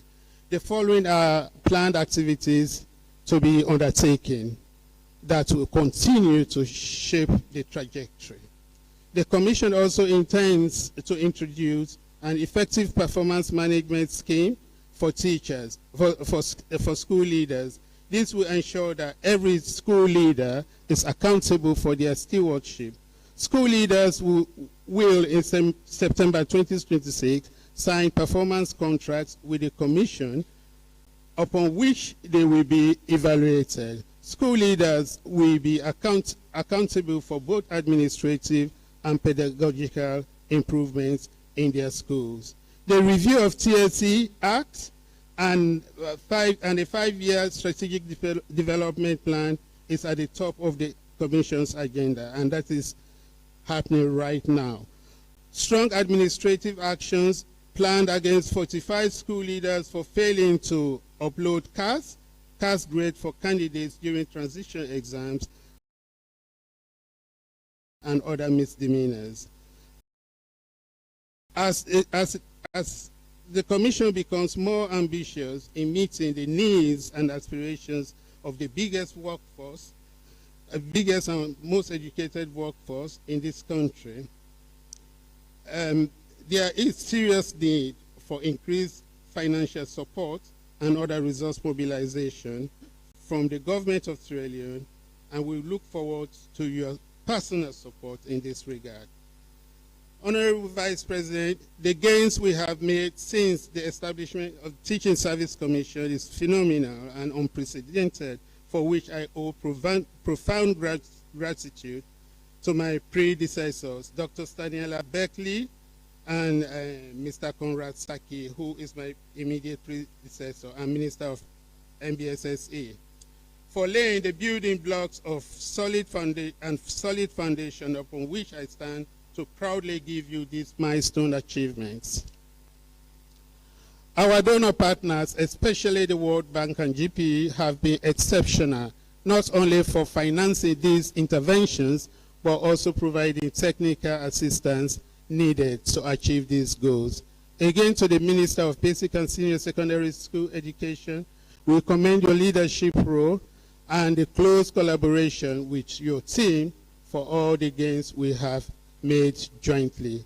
I am indebted to my team from the bottom of my heart for their dedication and commitment to the work that we do, not forgetting my commissioners who are always ready to support the work of the Commission.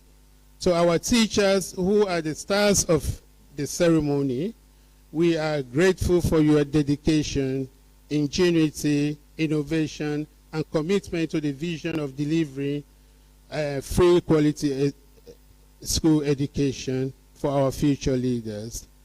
On behalf of the Sierra Leone Teaching Service Commission, I wish to extend my sincere gratitude to Mr. Vice President, our newfound friend, for your pivotal role in bringing an end to the recent teacher strike. Your leadership and commitment to championing these causes of teachers, especially in addressing long-standing welfare issues and critical supply of teaching and learning materials, demonstrate a deeper understanding of the sector and the essential role educators play in our country, in our nation's development. We look forward to continued partnership and tangible improvements that will empower our teachers and enhance the quality of education for the Sierra Leonean. Honorable Vice President, on this note, I will proudly say that the state of the Commission is strong and will be even stronger with your government's continued support. Better teachers. Thank you very much.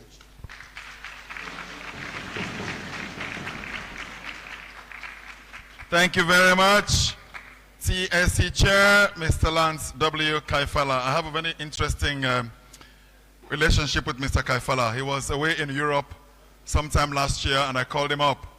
And he was very patient with me because I was complaining about something affecting my chiefdom of Bath in Nimikoro. And he painstakingly listened to my complaints, and eventually, true to his word, he acted on my complaints as he had promised me. It's called leadership. Thank you very much, sir. The World Bank representative is not here, but we will have a statement from the Parliamentary Committee, the Oversight Committee for Basic and Senior Secondary Education. The chairman is here, Honorable Alpha Jabi.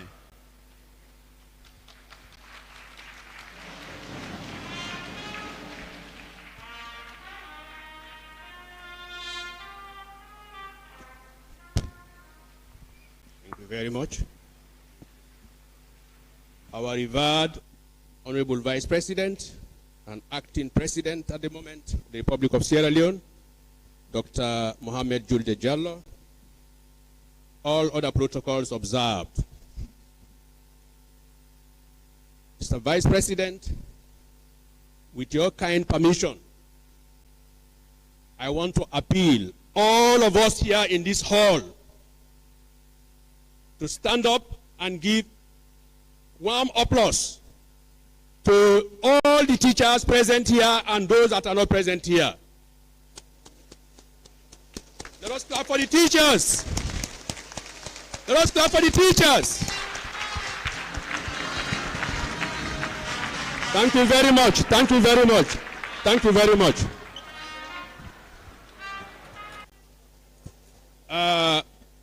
Teaching is not only a noble profession, it is also the mother of all professions. It is the mother of all professions. You tell me, those of us are inside here. We have accountants, we have doctors, medical doctors, we have engineers, we have agriculturists, we have politicians, different professions. Who among these ones did not go through the tutelage of a teacher? Nobody, none. So that is why teaching is the mother of all professions. Teaching also is a job of conscience. A job of conscience. We all know that all over the world, teaching is amongst the low-paid jobs. Yet still, we painstakingly, as teachers, we painstakingly prepare our lesson notes, our lesson plans. We prepare everything to go and deliver in the classroom, despite the low pay that we receive. In some cases, worse scenarios wherein teachers face some kind of discrimination. I, my humble self standing in front of you here, were served in the classroom for 30 years. In both public school at Ahmadiyya Secondary School, Freetown, as well as the Lebanese International School. So I have experience in both areas. During those times when we are at Ahmadiyya, you as a teacher, you go around in search of a place, accommodation to rent. As soon as they notice that you are a teacher, they will tell you that the place not there, SO2. Yes, that is the reality. But despite all of these humiliations and embarrassment that we face as teachers, we still sacrifice to contribute to nation building. It is in recognition of this, I believe, that our president and his able vice thought it fit to launch this Presidential National Best Teachers Award annually as a token, as a symbol of appreciation of the hard work that teachers do to contribute to the nation building. Very recently, I want to thank our Vice President. I saw on social media, and I know it is fact, Vice President arranged to give scholarships to teachers to go and study in China. So you continue to do your hard work. Don't relent. Continue. You are being observed. People are seeing what you are doing. And I'm sure one day you will be either the beneficiary of this Presidential National Teachers Award or a beneficiary of the scholarships. I'm sure the Vice President has just started this thing, and it will be something that is continuing. So these are all modes of motivate teachers. I cannot leave this place without giving special thanks again to our Vice President for his recent intervention. You know, this free quality education thing is the baby of His Excellency the President and the Vice President. So they cannot sit by and see people undermining the free quality education. Very recently, as recently as 1 or 2 weeks ago, people who have started grabbing school lands, school land grabbing, especially by business people, is becoming the order of the day. The Vice President personally intervened very recently to stop the seizure or the grabbing of land that belonged to one school in Kizishel. We want to thank the Vice President for that prompt intervention. But that is not all I want to bring to the attention of HE. It is becoming the order of the day. As I speak here, us as a parliamentary committee, together with the Lands Committee, we have written an injunction to put all constructions on hold at one REC primary school at Koso Town. Honorable Vice President, I know our own route as parliamentarians is a very long route to try to stop these things. Without your intervention the last time for that school, that Muslim agency school, that matter would still have been with us. But your intervention has automatically resolved that one. We will also want to crave your personal intervention again on this other one, the REC primary school, because the parliamentary way is a long and tortuous route to go to resolve some of these things. You know, so without much ado, I want to congratulate the would-be winners of this year's Presidential National Best Award, Best Teachers Award. Want to congratulate you in advance, but please, please, let your hard work not stop after this receiving these awards. Let it be something continuous.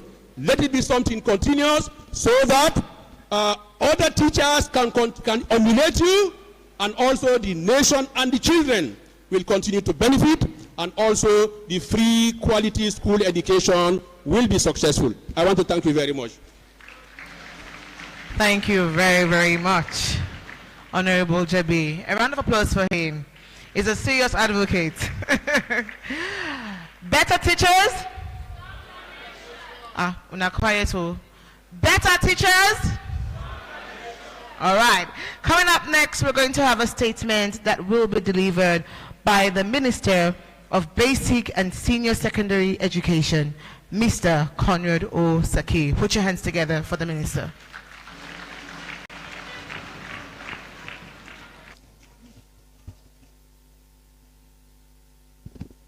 Honorable Vice President, colleague ministers, the chair of the Parliamentary Education Committee, and other members of Parliament, the worshipful, the mayor, fellow Sierra Leoneans, esteemed educators, proud citizens, look around this auditorium. Feel the energy, the hope, the sheer force of will that fills this space. This is more than an award ceremony. This is a declaration that Sierra Leone is not just participating in the future of education, we are pioneering it. And at the forefront of this revolution are you, our teachers.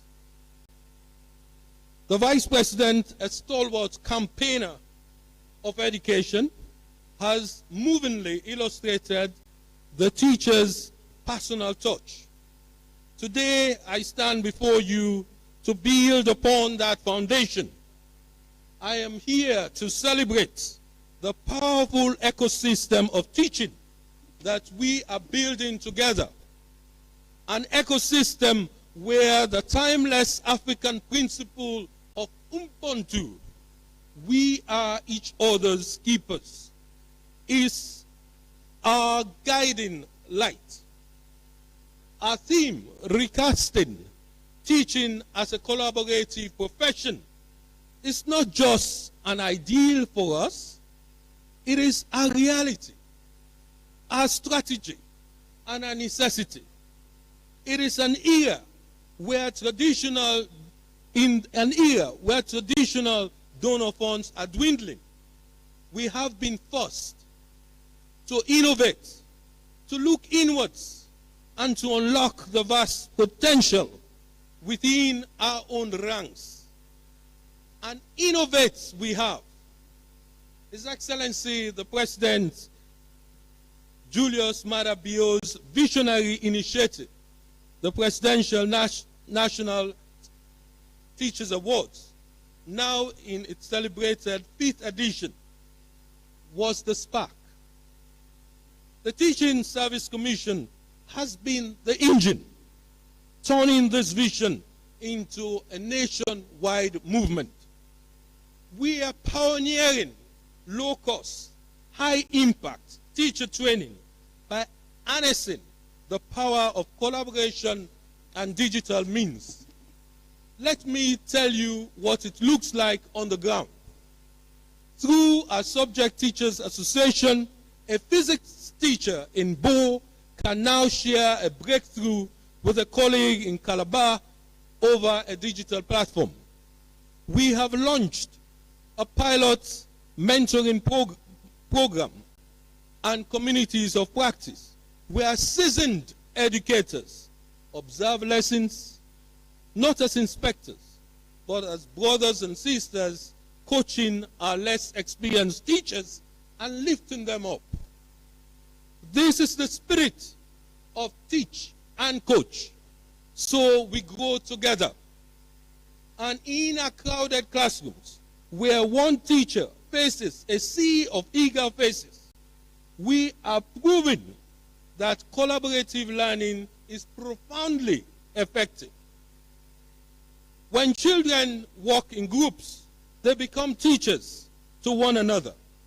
They learn that a problem shared is a problem solved. They embodied the proverb, a single hand cannot tie a bundle. This is not just a teaching method, it is a lesson for life, preparing them for the world that demands teamwork and unity. We are not doing this alone. Partnerships like the one with the MasterCard Foundation are bringing other stakeholders to the table, amplifying our efforts. But the core of this success is Sierra Leonean. It is our resilience. It is our understanding that our resources are scarce. Resourcefulness must be abundant. We are building the future of this nation, not with a begging bowl, but with a blueprint designed by us for our children. So to our national award winners, to every teacher, principal, and educational official here, you are the living, breathing proof of this new paradigm. You are not just the recipient of a policy, you are its architects and its finest expression. Before I conclude, I leave you with this food for thought, a question to ponder long after today's applause has faded. We rightly say that teachers build the minds of a nation. But I ask you today, who builds the builders? The answer is you. You build each other through your mentorship, your shared lesson plans, your study groups, and your unwavering solidarity. You are not only teaching children, you are fortifying the very profession that builds our future. You are ensuring that the builder is always strong, always supported, and never alone. His Excellency the President lit a torch 5 years ago. Today, that torch is ablaze, carried by the United Legion of Educators, illuminating the path for all of Sierra Leone. God bless the builders of our nation. God bless the keepers of our future. And may God bless the Republic of Sierra Leone. I thank you. Very, very much. That was the Minister of Basic Senior Secondary Education. So now, to officially launch the 2026 Resource Mobilization Drive for the Presidential National Best Teachers Award, please, ladies and gentlemen, welcome the Secretary of the Teaching Service Commission, Mr. Sori Aitere, as he's going to launch it for 2026. The Honorable Vice President, my Minister, the Resident Minister North, the Mayor of Makeni, the Chairman Parliamentary Oversight Committee, and all other members of Parliament here present, staff of TSC, our teachers, ladies and gentlemen. My task is simple: to bring a message here to you today, to say the funding that we had for this program in the past 5 years runs out today. Mr. Vice President, I bring you a message from our teachers that next year we will need support to run this program. My people always say, I am a Yeliba. I bring you the voice of the Commission with my begging cap in hand, asking for support for next year and subsequent years. We have seen the glamour around the celebration. We have seen or heard from our past winners the benefits they have had with our celebration of the National Best Teachers Awards. So next year, we would be taking this further to engage the private sector, asking for support. But particularly, the TSC wants to solicit the support of the Vice President, who had promised to join us in the education sector to push the goals of education forward. So, Mr. Vice President, the TSC is coming. We are coming to ask for your hand in pushing the awards next year forward. So on behalf of all of the staff of the Commission and on behalf of management and the Ministry of Basic and Senior Secondary Education and the Ministry of Technical and Higher Education, we want to formally launch the 2026 Presidential National Best Teachers Awards fundraising campaign. And like I said, the TSC is out. We'll be out and about, asking for support and requesting your assistance in moving this forward. So thank you on behalf of all of us at the TSC. Thank you very much, Mr. Ture. I don't know how much you need, but I'll pledge 5,000 new leons. When I clap for me now, No amount is too small, no amount is too much. Step forward and donate 100,000 leons, and step forward and donate just 100 leons, whichever you able, yeah? But thank you very much. I'd just like to quickly say something before we get to the climax of our gathering here. I heard the Member of Parliament talking about land grabbing of school land, the grabbing of school land. I mean, unfortunately, everybody wants their child to get an education, but there are some unscrupulous ones who find pleasure in grabbing school land. I attended 3 schools. I attended the Supreme Islamic Council School in Bumpe, Kono District. If not for the support of our paramount chief, Eadentin Bona, we would have lost a huge chunk of our land because there was so much encroachment that was attempted. And I attended secondary school in Jama Secondary School in the same Kono District, same Nimikoro Chiefdom. A lot of our land has been grabbed. People have taken over our land and have built personal structures.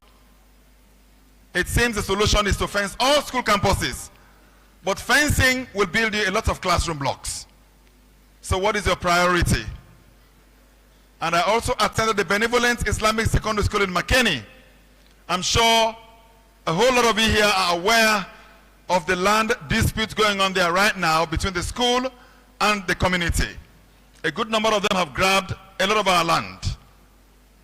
You begin to wonder how much importance certain people attach to schools, and they feel that school is different from education. Largely it's the same. So we'd like to ensure that a lot of attention is paid to schools that have had their land encroached upon. If you go to Koidu Secondary School in Kono, people have encroached on the land so much that even the school toilet is under threat. So it's a clarion call. The schools need to be protected. But let me tell you a joke again before we get to this big thing. There once lived a man who was so obsessed with money that he said that whenever he died, he wanted his body to be lowered with huge sums of money. So he gave 100 million leons to each of his 3 friends. The one friend was a lawyer. The other friend was a teacher. The third one was an accountant. When this man eventually died, his 3 friends were expected to lower 100 million leons each, together with the body. After the funeral, they were returning, and the accountant said, "Bruh, this might be like money. In fact, give me 100 million leons for that put and grave with them better." And his colleagues asked him, "Mama, you put on?" He said, "I put on 75 million I put today." He said, "I take the balance, 25 for myself." And then the teacher said, "Myself, you been give me for that put inside the." Before I come to the teacher, I know the teachers want to hear this. So they asked, the lawyer said, "He actually gave me 200 million leons to lower into his grave." And then they said, "How much did he lower?" I said, "Well, I actually lowered only 50 million. The balance, myself, don't keep it for myself." And the teacher said, "Admittedly, he also gave me 100 million leons to lower. I lowered all of the money, but I lowered it in check."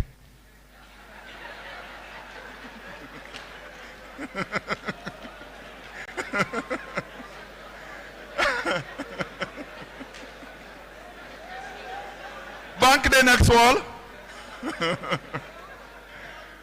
Anyway, whilst you're mulling over that, it's my very, very distinguished honor and pleasure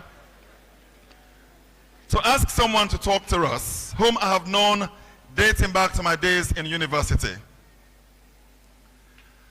There is a debate that power brings about arrogance in people. And there's a theorist who argues that no, power does not breed arrogance in people. Rather, power unmasks you to show your real self. So if you have power and you become arrogant, it's simply your real self that has been unmasked that has made you arrogant. Our next speaker is somebody whom I've known, like I said, since our days in university. If anything, his humility has been further engendered by a very highly placed political figure who manifests humility as much as our Vice President, Dr. Mohammed Julde Jallow does. And it's with that honor that I kindly ask him to deliver the keynote address.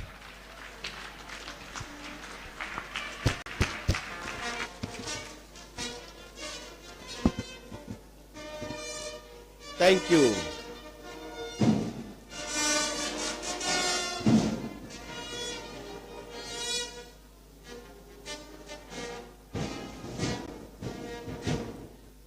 Thank you, thank you. Kindly sit down, please, ladies and gentlemen.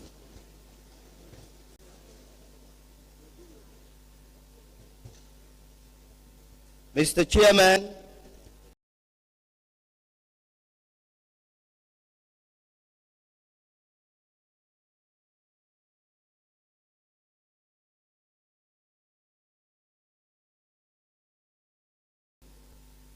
let me state here that today, exactly at 5 minutes after 12, I was no longer acting president because the president has come back to the country.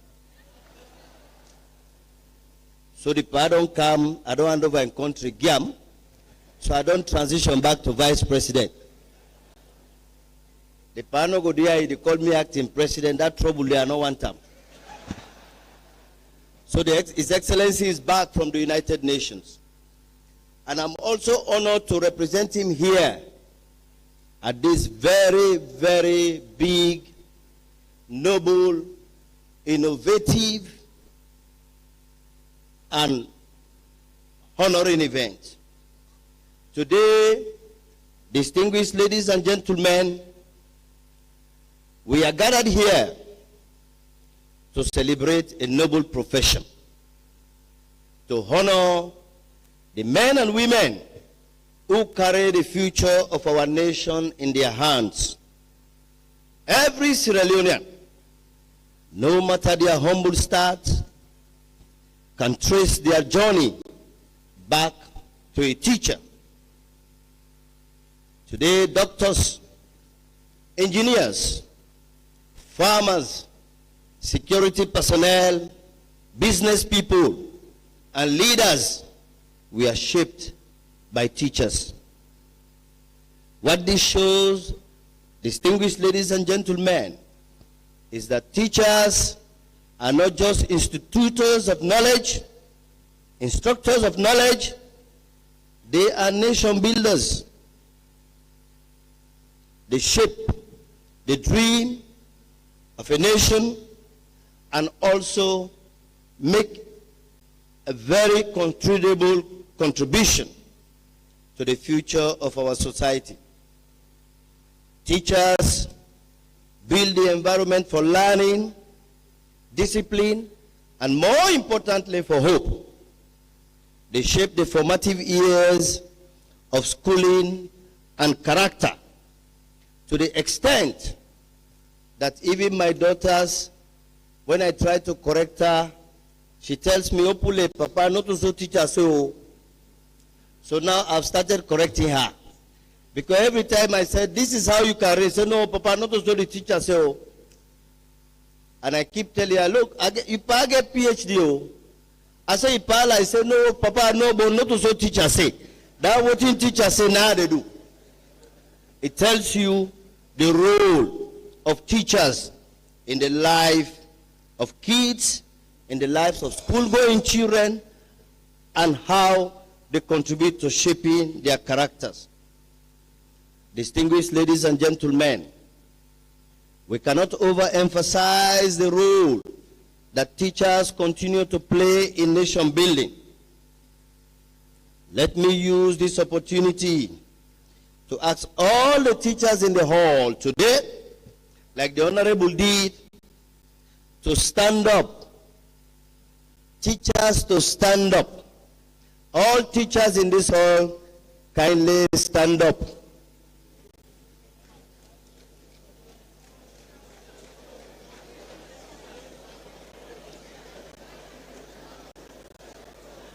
It is the hall of teachers.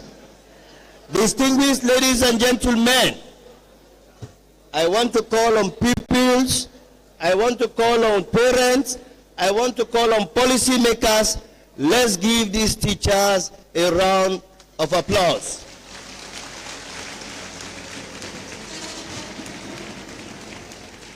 Thank you very much. Thank you very much. Distinguished ladies and gentlemen, this is a testimony of your immense contribution to state building.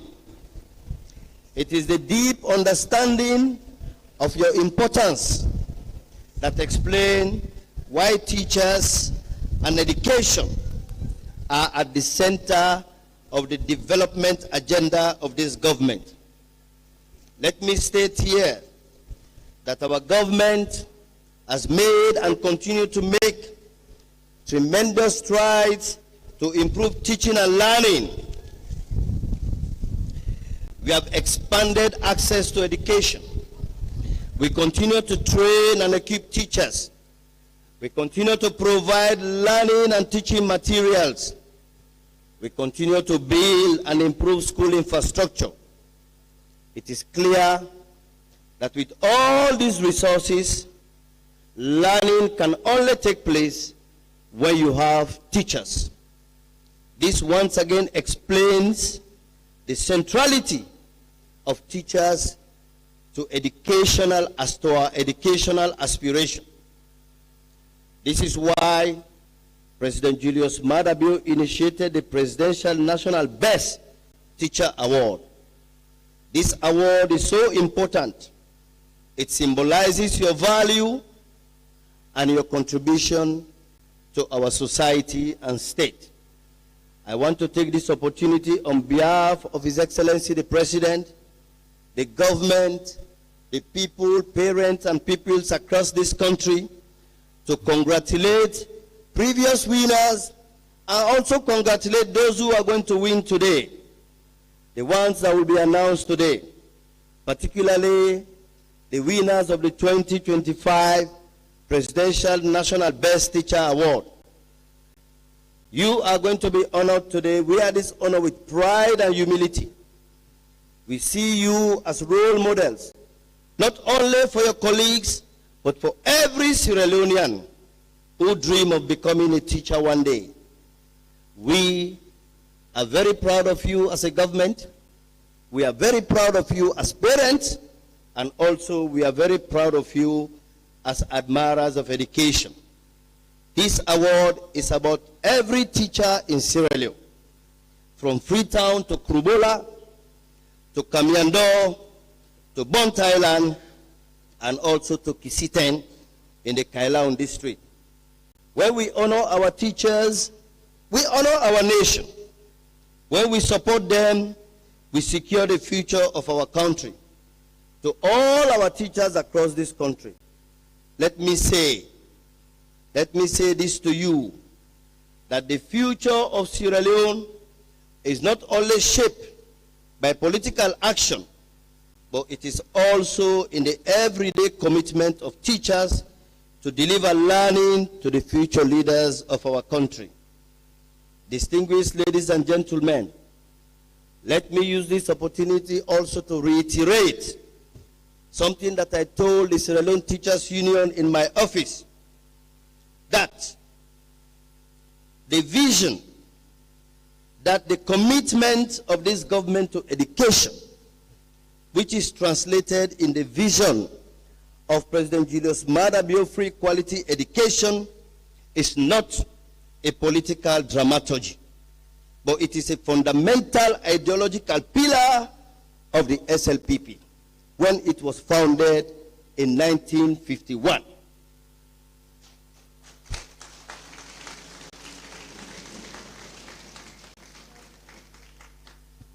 So, distinguished ladies and gentlemen, that is why education is a deep-seated belief in the SLPP. And this government is committed to spend its last cent to ensure that every Sierra Leonean child, whether your parents are poor or rich, wherever you are, will have the opportunity to go to school, secure a decent job, and reproduce yourself as very good citizens of this country.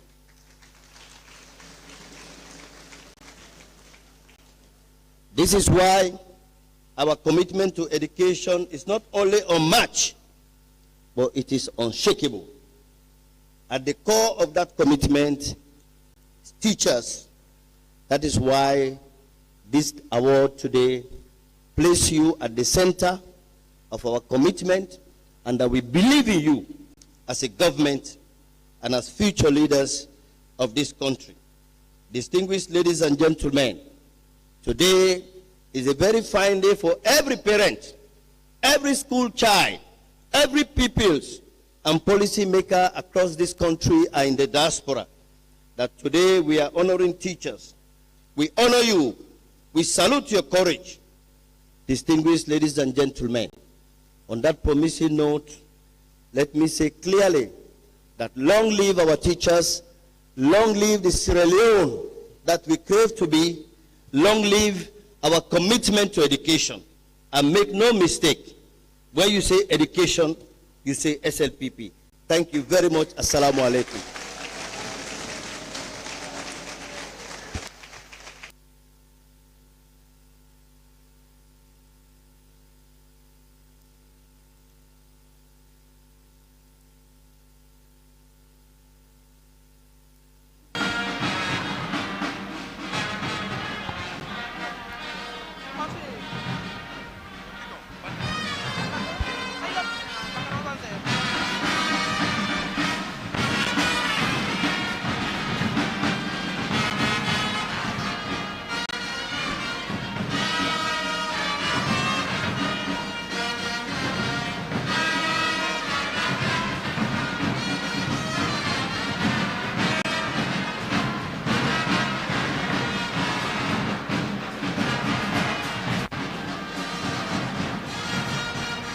Thank you.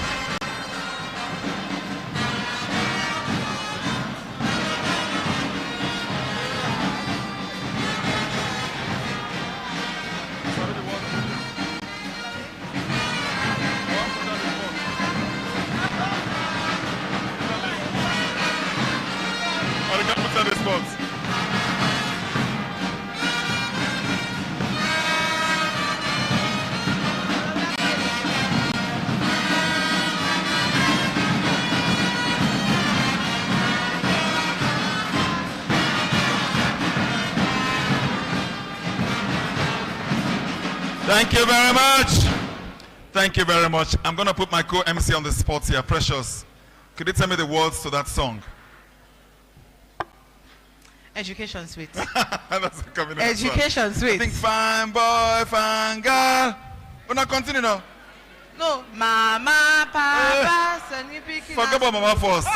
This time Mama, Papa, sang on a school. Fine boy, fine girl, long on a school. Education Suite. Thank you very much, and thank you very much. Should I call him Mr. Former Acting President and now back to Vice President, Dr. Mohamed Jule Jallo? That was a quick transition. A very quick one. Thank you very much. So now we move to having blessed this meeting and having delivered the keynote speech. The Vice President has just asked us or permitted us now to go on with our award ceremony. The first category we're going to award will be the special awards. Precious, you want to show the citation for the first one? All right.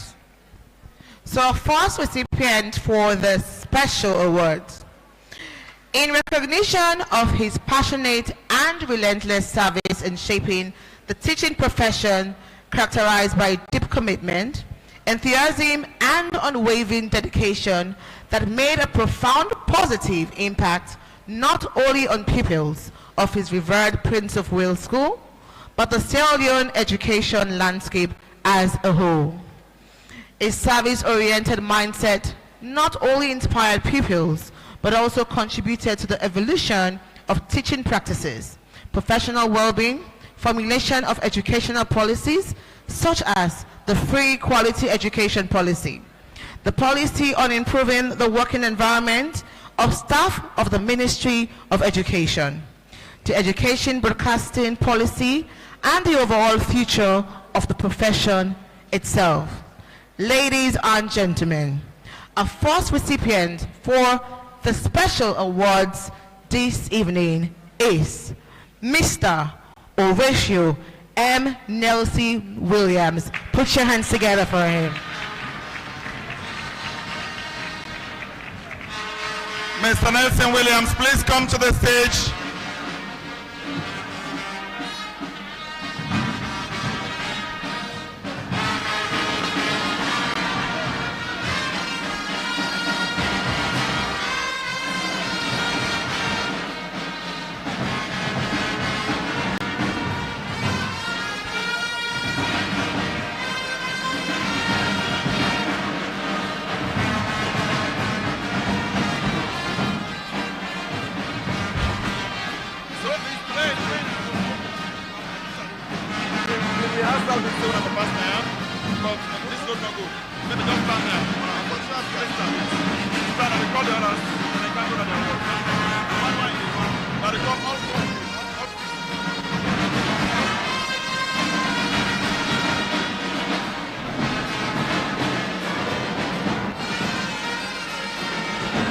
Thank you very much.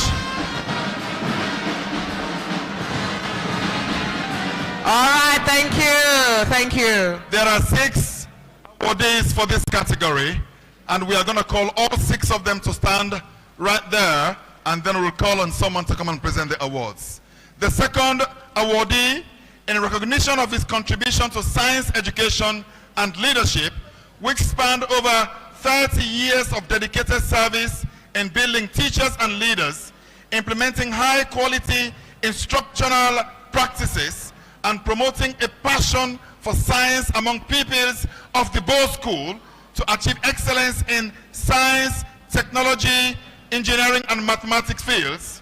He demonstrated his commitment to equity and innovation as he served on the board of the National Commission for Basic Education. Ladies and gentlemen, put your hands together for Festus Michael Sewell.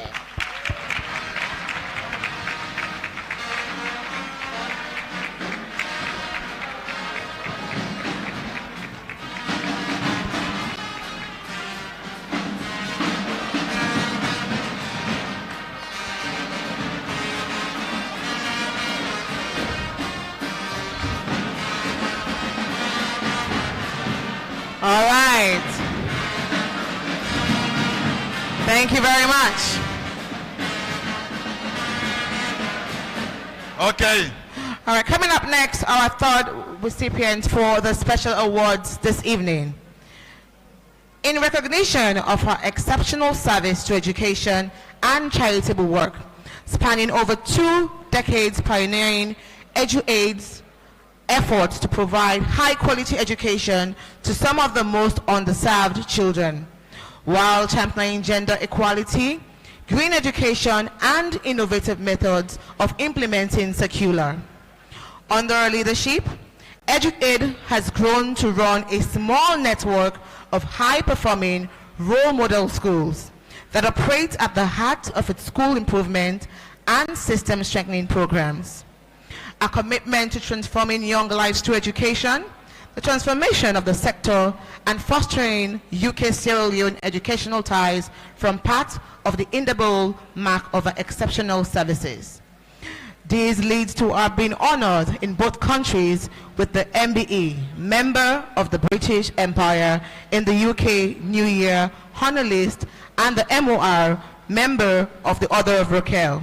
Ladies and gentlemen, put your hands together as we call on stage Dr.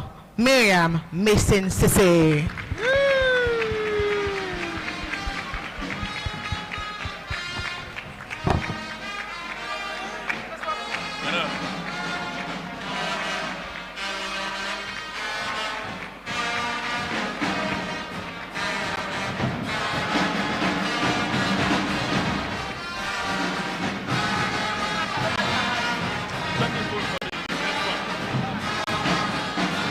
No, after me. Okay.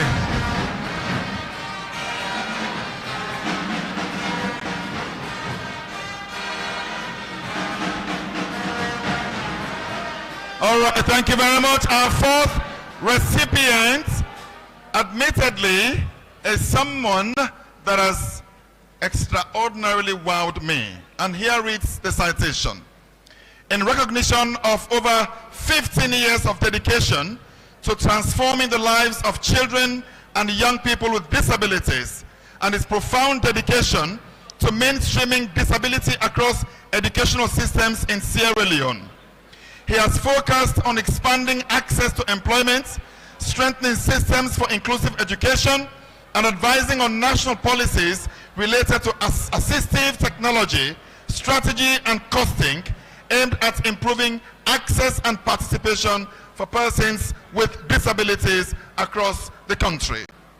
As technical lead, disability inclusion, Foreign and Commonwealth Development Office FCDO for Educational Systems Strengthening Program for Sierra Leone Secondary Education Improvement Project, Phase 2, he directly contributed to the global target of getting 40 million more girls and learners with disabilities.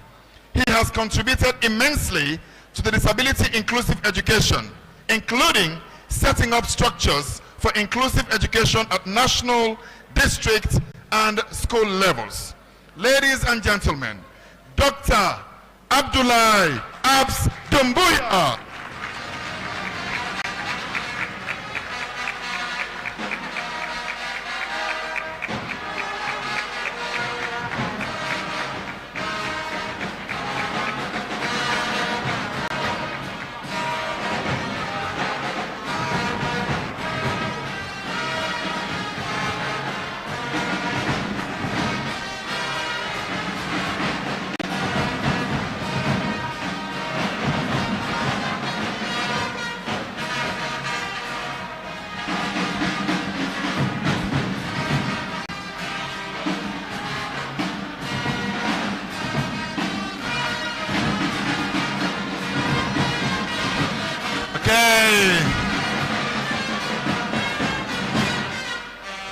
All right, thank you very much. Our next recipient for the special awards citation says, in recognition for his exceptional and sustained commitment to advancing disability inclusive education, all the way from the Binkola Catholic Senior Secondary School, Bumbali District. Ladies and gentlemen, put your hands together as we welcome Mr. Alusain Sheka Kuruma. In the same breath, our sixth and final awardee for this category, it's in recognition of your exceptional and sustained commitment to advancing disability inclusive education at the Pinkolo Catholic Senior Secondary School in Bumbali District. Kawa Kumba Pose. The band, what's going on?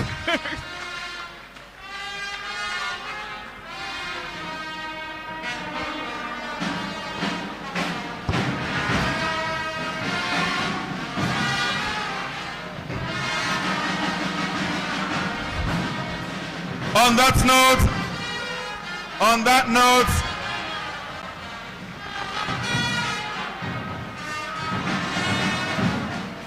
that note, I would like to kindly ask the Honorable Alpha Jabi, Chair of the Parliamentary Oversight Committee for MBSSE, to kindly present the awards.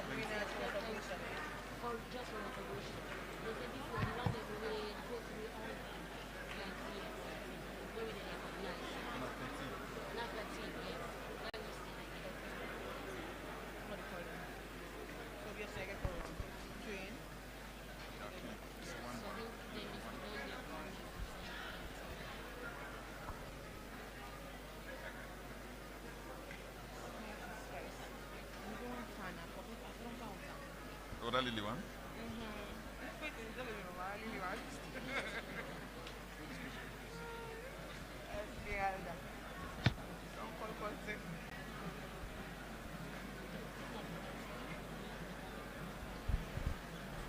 So whilst the presentations are going on, just so you know that the next category will be of all the 13 shortlisted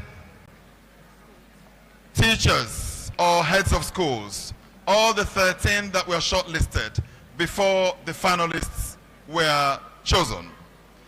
And for that category, we will call them one after the other as they come to receive the award and they go back to their seats.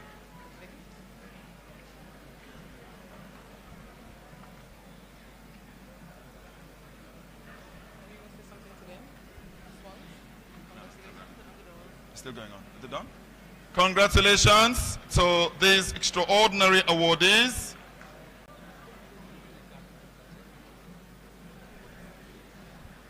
Oh, okay, great. All right, so could they please stay? Could you please stay there? The Vice President, the Honorable Vice President, would like to come down for a photo opportunity with you.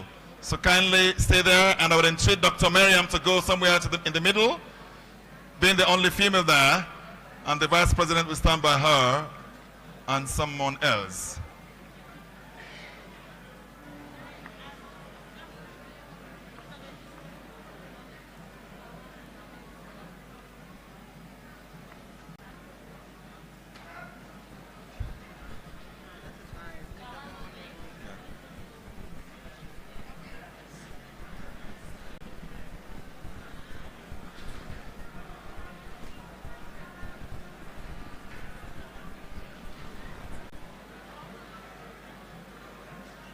Please hold your plaques.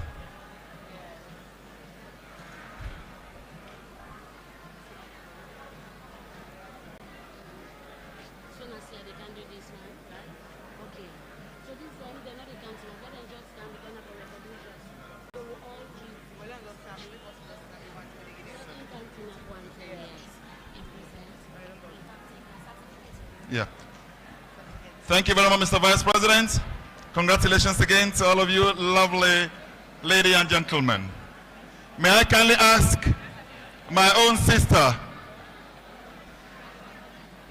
the Deputy Chief Education Officer in the Ministry of Technical and Higher Education, Madam Sia Fasuluku, to kindly come and dish out certificates to 7 of the 13 shortlisted candidates.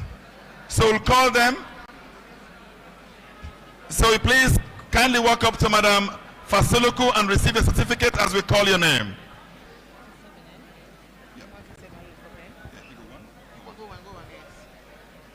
To get it started, Ridwan Koka of the Solar Grace Primary School. Ridwan Koka of the Solar Grace Primary School. Coming up next, we have John Kamara from the McKinney Comprehensive Academy Secondary School, McKinney. Please, the band. Please hold on the band, please. All right, hold on, please. Thank you very much. John Kamara from the McKinney Comprehensive Academy Secondary School, McKinney. Suleiman Ba from my own Benevolent Islamic Secondary School in Ropolo, McKinney. Suleiman Ba, Benevolent Islamic Secondary School, Ropolo in McKinney. Coming up next, we have Maligi Thomas Bemba, National Islamic Mission Primary School, Bond. Tamba Bengu, Free Pentecostal Mission Academy, Barracks Road, Port Loko City. Tamba Bengu, Free Pentecostal Mission Academy, Barracks Road, Port Loko City. And we have Musa Joseph Kanu, Sweetland Academy Primary School, Wotifung, Moyamba.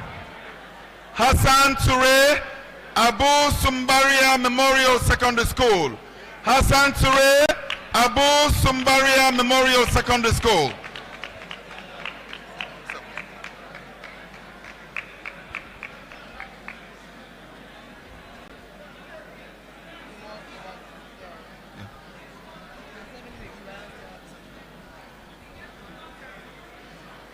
Thank you very much, Madam Sia Fasoluko. Thank you very, very much. May I kindly call Mr. Eddie Bakra, the Chief Education Officer at the Ministry of Basic and Senior Secondary Education.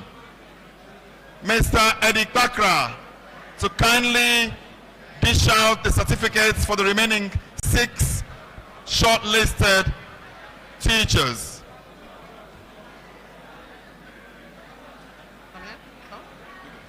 All right. We continue with the names.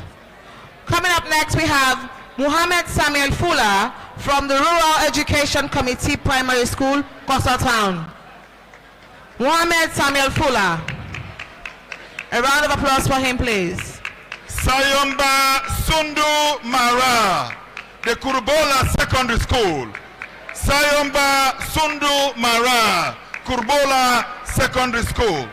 And we have Muhammad Bobson Kamara from Port Loko Catholic Senior Secondary School. Muhammad Bobson Kamara. Amanda Sylvia Johnson, Government Secondary School, King Tom.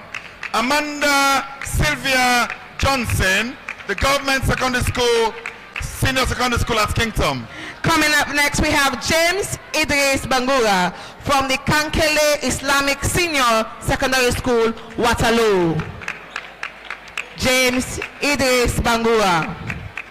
Yira Fayamba Koroma, Ansarul Islamic Junior Secondary School. Yira Fayamba Koroma, Ansarul Islamic Junior Secondary School. That ends this category. Just to say that each of those awardees will get not just a certificate, but a cash prize of 5 million old leones. Thank you very much.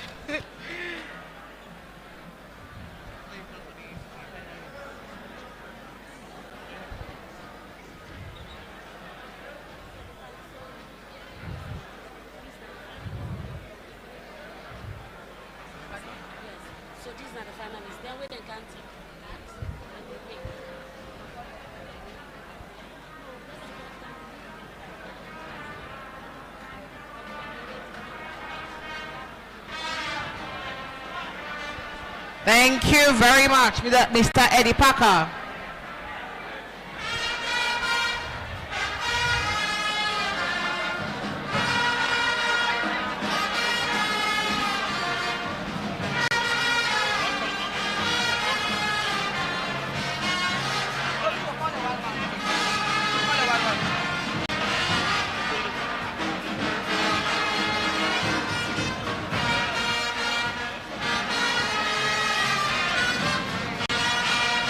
Thank you.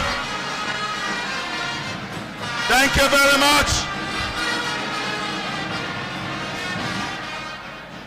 Momonu. Thank you very much. Thank you. Thank you very much. So now we go to the finalists. Yo, make some noise. The finalists. Are you not happy? The finalists. So of those 13 people we just called, 6 of them made it to the final. We're going to call those 6 people, and they will come and receive their plaques. They will stay on stage until the 2 winners amongst them are announced. So we're calling on the Minister of Basic and Senior Secondary Education, Conrad Saki, to kindly come downstage and issue them with their certificates. Go.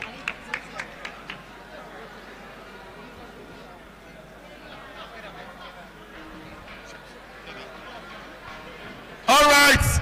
So this is why we are here. We want everyone seated. We want quietness. Please be quiet. Absolute quiet we want here. Do you allow we all sit down? Let we be quiet. Now this make we come now. We can announce the 6 next one them we go final, then go stay na stage. The minister go give them the award one after the other as we call them, and then they go stay on stage before we announce the two among them were now the best teachers in Salone for the last 1 year. All right. Now we'll start this category, the finalists. Our first finalist this morning. Oh, sorry, I don't use for the morning show, sorry. Our first finalist this evening is Mr. Kuroma. So Mr. Kuroma is a principal of the Anzaru Islamic Junior Secondary School, Mongo Bendegu, Falaba District. With 13 years of teaching experience, he holds a higher teacher certificate. He teaches language arts.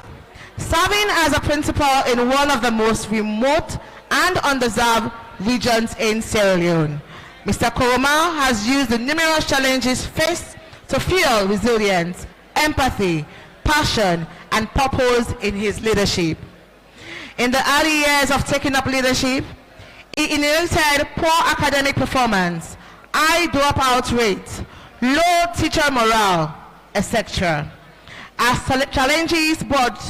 challenging but drawing from continuous professional development, trainings received, Mr. Kuroma instituted teamwork, punctuality, and innovation in lesson delivery, gradually shifting the teaching culture in a school from survival mode to excellence.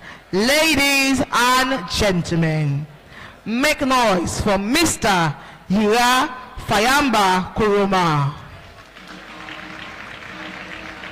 I would like to call another finalist from the school teacher category, Maliki Thomas Bemba.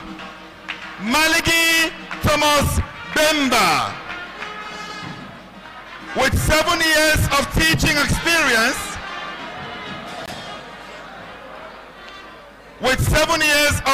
experience, Mr. Bemba is a non-pin coded teacher at the National Islamic Mission Primary School in Ngolaun section, Matrujong.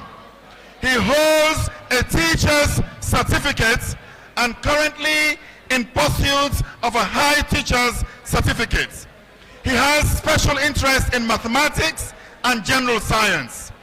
Despite economic challenges faced in his path to building a career in the teaching profession, Mr. Bemba has proven beyond all reasonable doubt to be an exceptional teacher, committed to pursuing excellence in his service delivery and dedicated to not only being counted as the best, but also striving to leave lasting legacy in every student, every classroom, and every community he touches.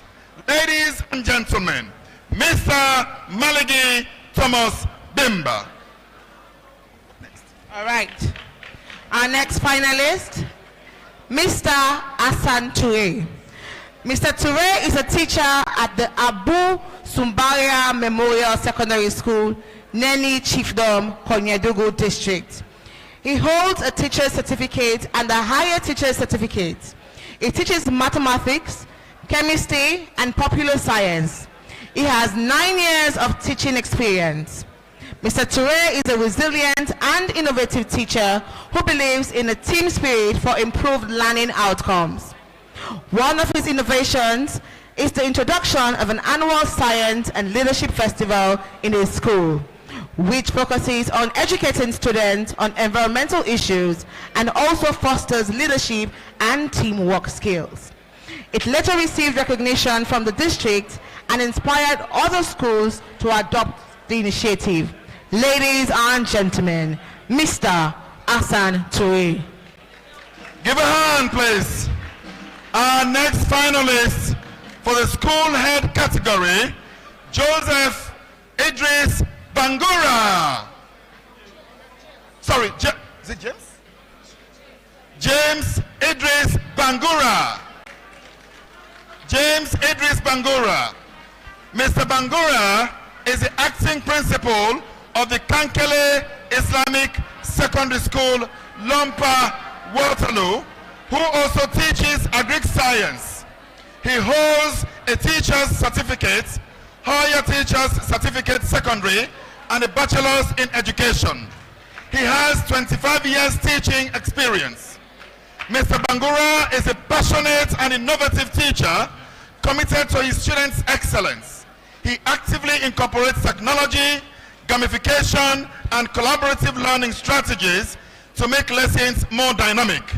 He spearheaded a cross-disciplinary initiative that connects science with creative writing, allowing students to explore scientific concepts through storytelling, deepening learners' understanding, and also fostering creativity, a skill often overlooked in traditional STEM education.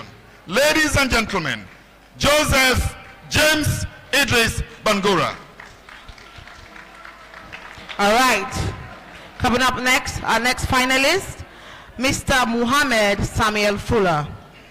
Mr. Fuller is a visually impaired teacher at the Rural Education Committee Primary School, Kosotong, Western Area Rural.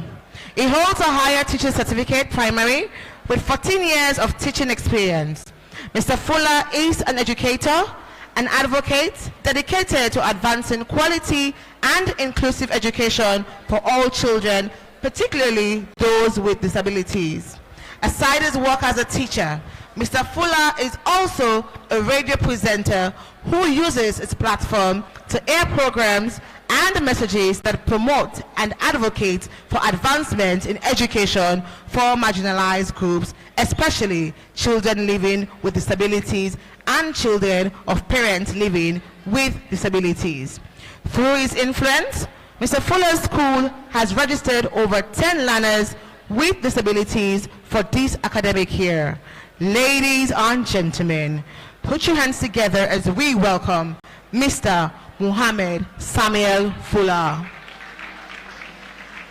The final finalist in the secondary school category is Mr. Mohammed Bobsin Kamara. Mohammed Bobsin Kamara. Mr. Kamara is a school teacher at the Port Local Catholic Senior Secondary School in Bakeloko. He holds a higher teacher's certificate secondary. He teaches physical health education and health science with 5 years of teaching experience. As a new teacher, Mr. Kamara is one who has demonstrated dedication, love, passion, and professionalism in the classroom. Beyond the chalk and the board, Mr. Kamara engages in mentoring his learners, molding them into humble, honest, hardworking, and determined citizens that give back to their community in service. He believes his success as a teacher is in seeing his learners end up not just educated, but also wholesome citizens. Ladies and gentlemen, Mr. Mohammed Bobsin Sisay. Sorry. Bobsin Kamara. Kamara. I like that. Kamara. Oh man, fetch for you, Kamara. Ladies and gentlemen, we present to you the 6 finalists for this year. Give them a big, rounding, sounding alarm clock this evening.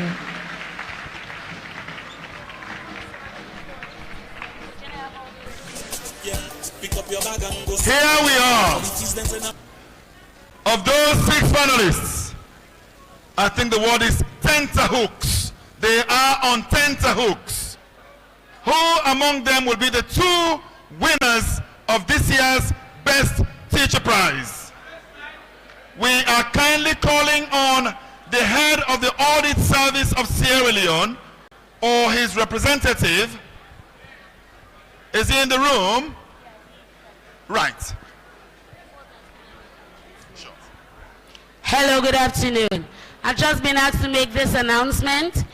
The Honorable Vice President has agreed to give additional 2,000 new loans to all 13 winners and the 4 special awardees in addition to whatever you have won today.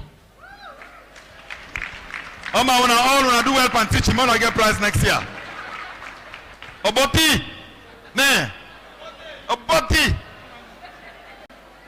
So we have, please go on stage. Well, whichever is quicker and safer. So the audit service, at this point, we do not know who the two winners are. We do not know. So the audit service person there is going to present the sealed envelope to the Vice President, the Honorable Vice President, who will unseal the envelope and tell us who the two best teachers for this year are.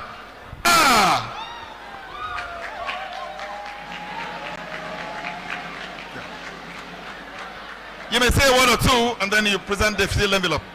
The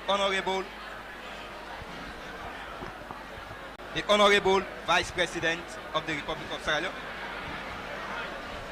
Silence, please! Silence, quiet! The Honorable Vice President of the Republic of Sierra Leone. Members of Parliament present. The Minister of Basic and Senior Secondary Education. The Chairman, Teaching Service Commission. Donor partners. Distinguished ladies and gentlemen, good afternoon. I bring greetings on behalf of the Auditor General of the Republic of Sierra Leone, Mr. Abdulaziz, who is unavoidably absent at this occasion.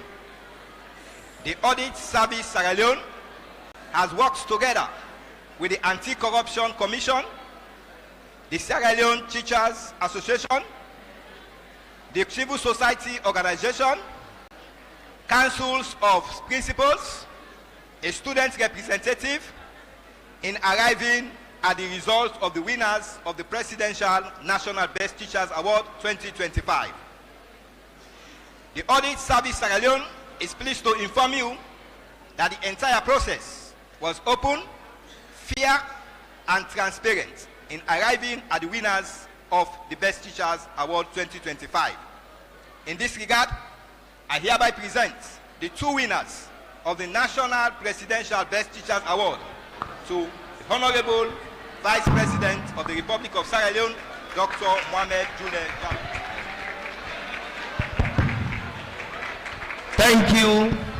Thank you very much. On behalf of the Ministry of Education, the Sierra Leone Teachers Union, we want to thank Audit Service Sierra Leone for the role. Honorable Ministers, distinguished ladies and gentlemen,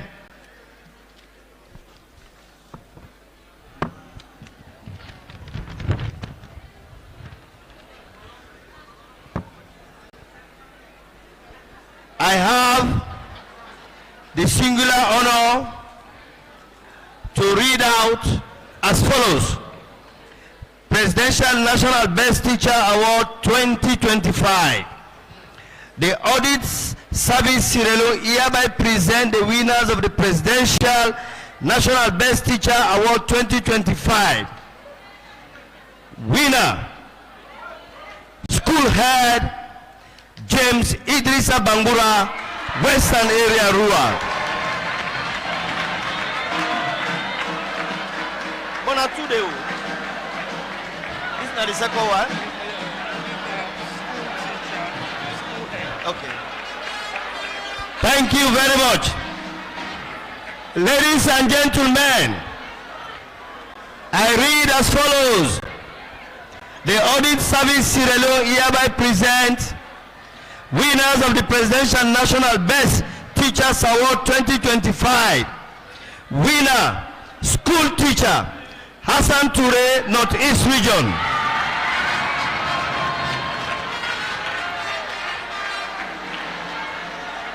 Thank you very much. Congratulations. Thank you very much, Honorable Vice President. Congratulations. Hold on, please, hold on. Please go back to your seat. Please go back to your seat. Please go back to your seat. The two winners, please go on stage. The two winners, please go on stage. Education is the key to back of Mama, you don't hear me, she let it be just right. When the city goes through, what I you don't feel, no man, no mass my right. Send you picking goes through, so we go set to go and the future just is bright. Yeah, don't we go behind? The secret, now the key when you end poverty, now the ghettos. When the city goes school, it not go depend on man from and too much. Anything Bobo go school, it not go take gun work and the next go book the ones. Congratulations! So you compete them, you can't you compete with other country then you go able to chess any side way you come from. This is your life and you confidence. Yende Bangura! 60 million all the old. 60 million all the old. James Bangura. Congratulations. You know go pay penny for planning some plenty. Hassan Toure. Hassan Toure. 60 million old Leon. 60 million old Leon. Best teacher in Sierra Leone. Well done, congratulations. Congratulations. Me, I go teach. I go teach. Because I want with this award. Mama, you don't hear me kill it in future right here. When the titi go school, wallahi you don't feel no man no go mask my right. Send you picking go school, so we go all the six finalists. All the six finalists, the remaining four finalists, please come on stage. The remaining four finalists.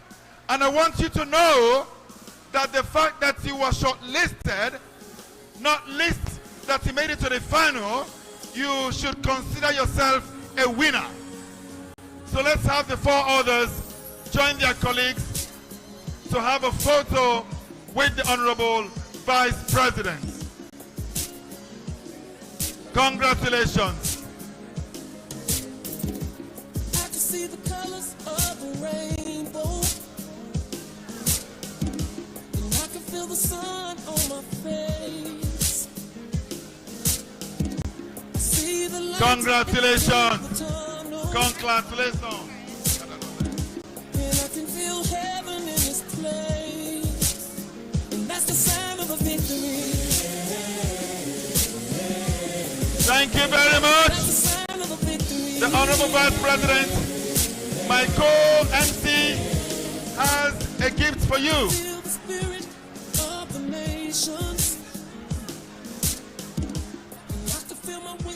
Honorable Vice President, my co-MC has an authored book copy for you, a signed copy. Precious.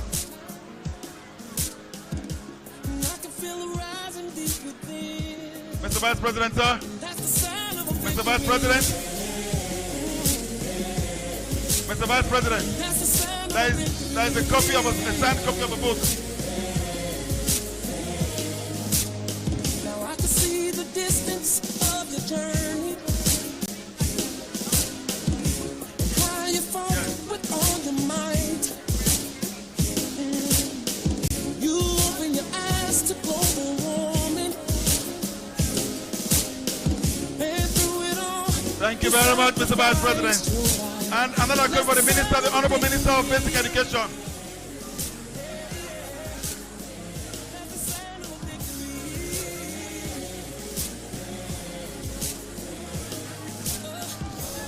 Thank you very much. And finally, the President of the Sierra Leone Teachers Union, Mr. Ibrahim Bankapo Makagbo, to give us a vote of thanks. Mr. SLTU President, sir.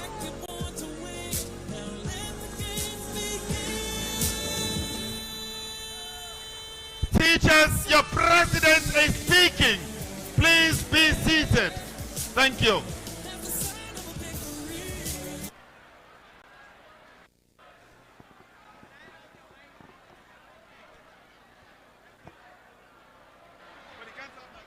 Yeah, I know.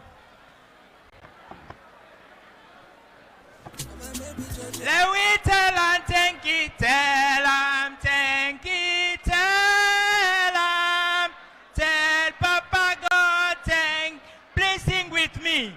Let we tell and thank you, tell am, thank you, tell am, tell Papa God, thank him.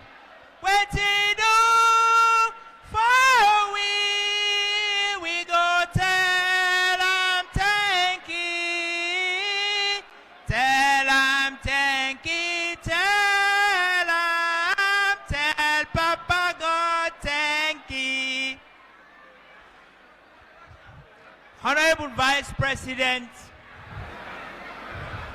Honorable Minister of Education, Honorable Resident Minister, the Honorable Chairman of the Education Committee, my role is always disadvantaged, Mr. Vice President, because in the middle of election it is difficult to have the attention of people. And so sometimes I always cut my statement short by saying, first, we appreciate the Almighty God for what He has done for us. We want to appreciate His Excellency President Julius Maada Bio. We appreciate Your Excellency Vice President, the Minister of Education and his team at the Ministry of Education, the Parliamentary Committee on Education, the Teaching Service Commission, the Conference of Principal National Council of Head Teachers Sierra Leone, distinguished ladies and gentlemen, and everybody who has played a role to make this program a success, to celebrate teachers, to honor teachers, to encourage teachers, to motivate teachers. We appreciate all of you. And I want to say a big thank you to all of you. And I want to congratulate the winners. And I want those who have not won to have the courage that one day they will emerge as the winners. Thank you. This should be an encouragement and a motivation for all of us to continue to serve diligently in this nation. Thank you and God bless you. Thank you. Please, there's provision for refreshment. I will now ask our VIPs on the high table, including our paramount chiefs and honorable members, to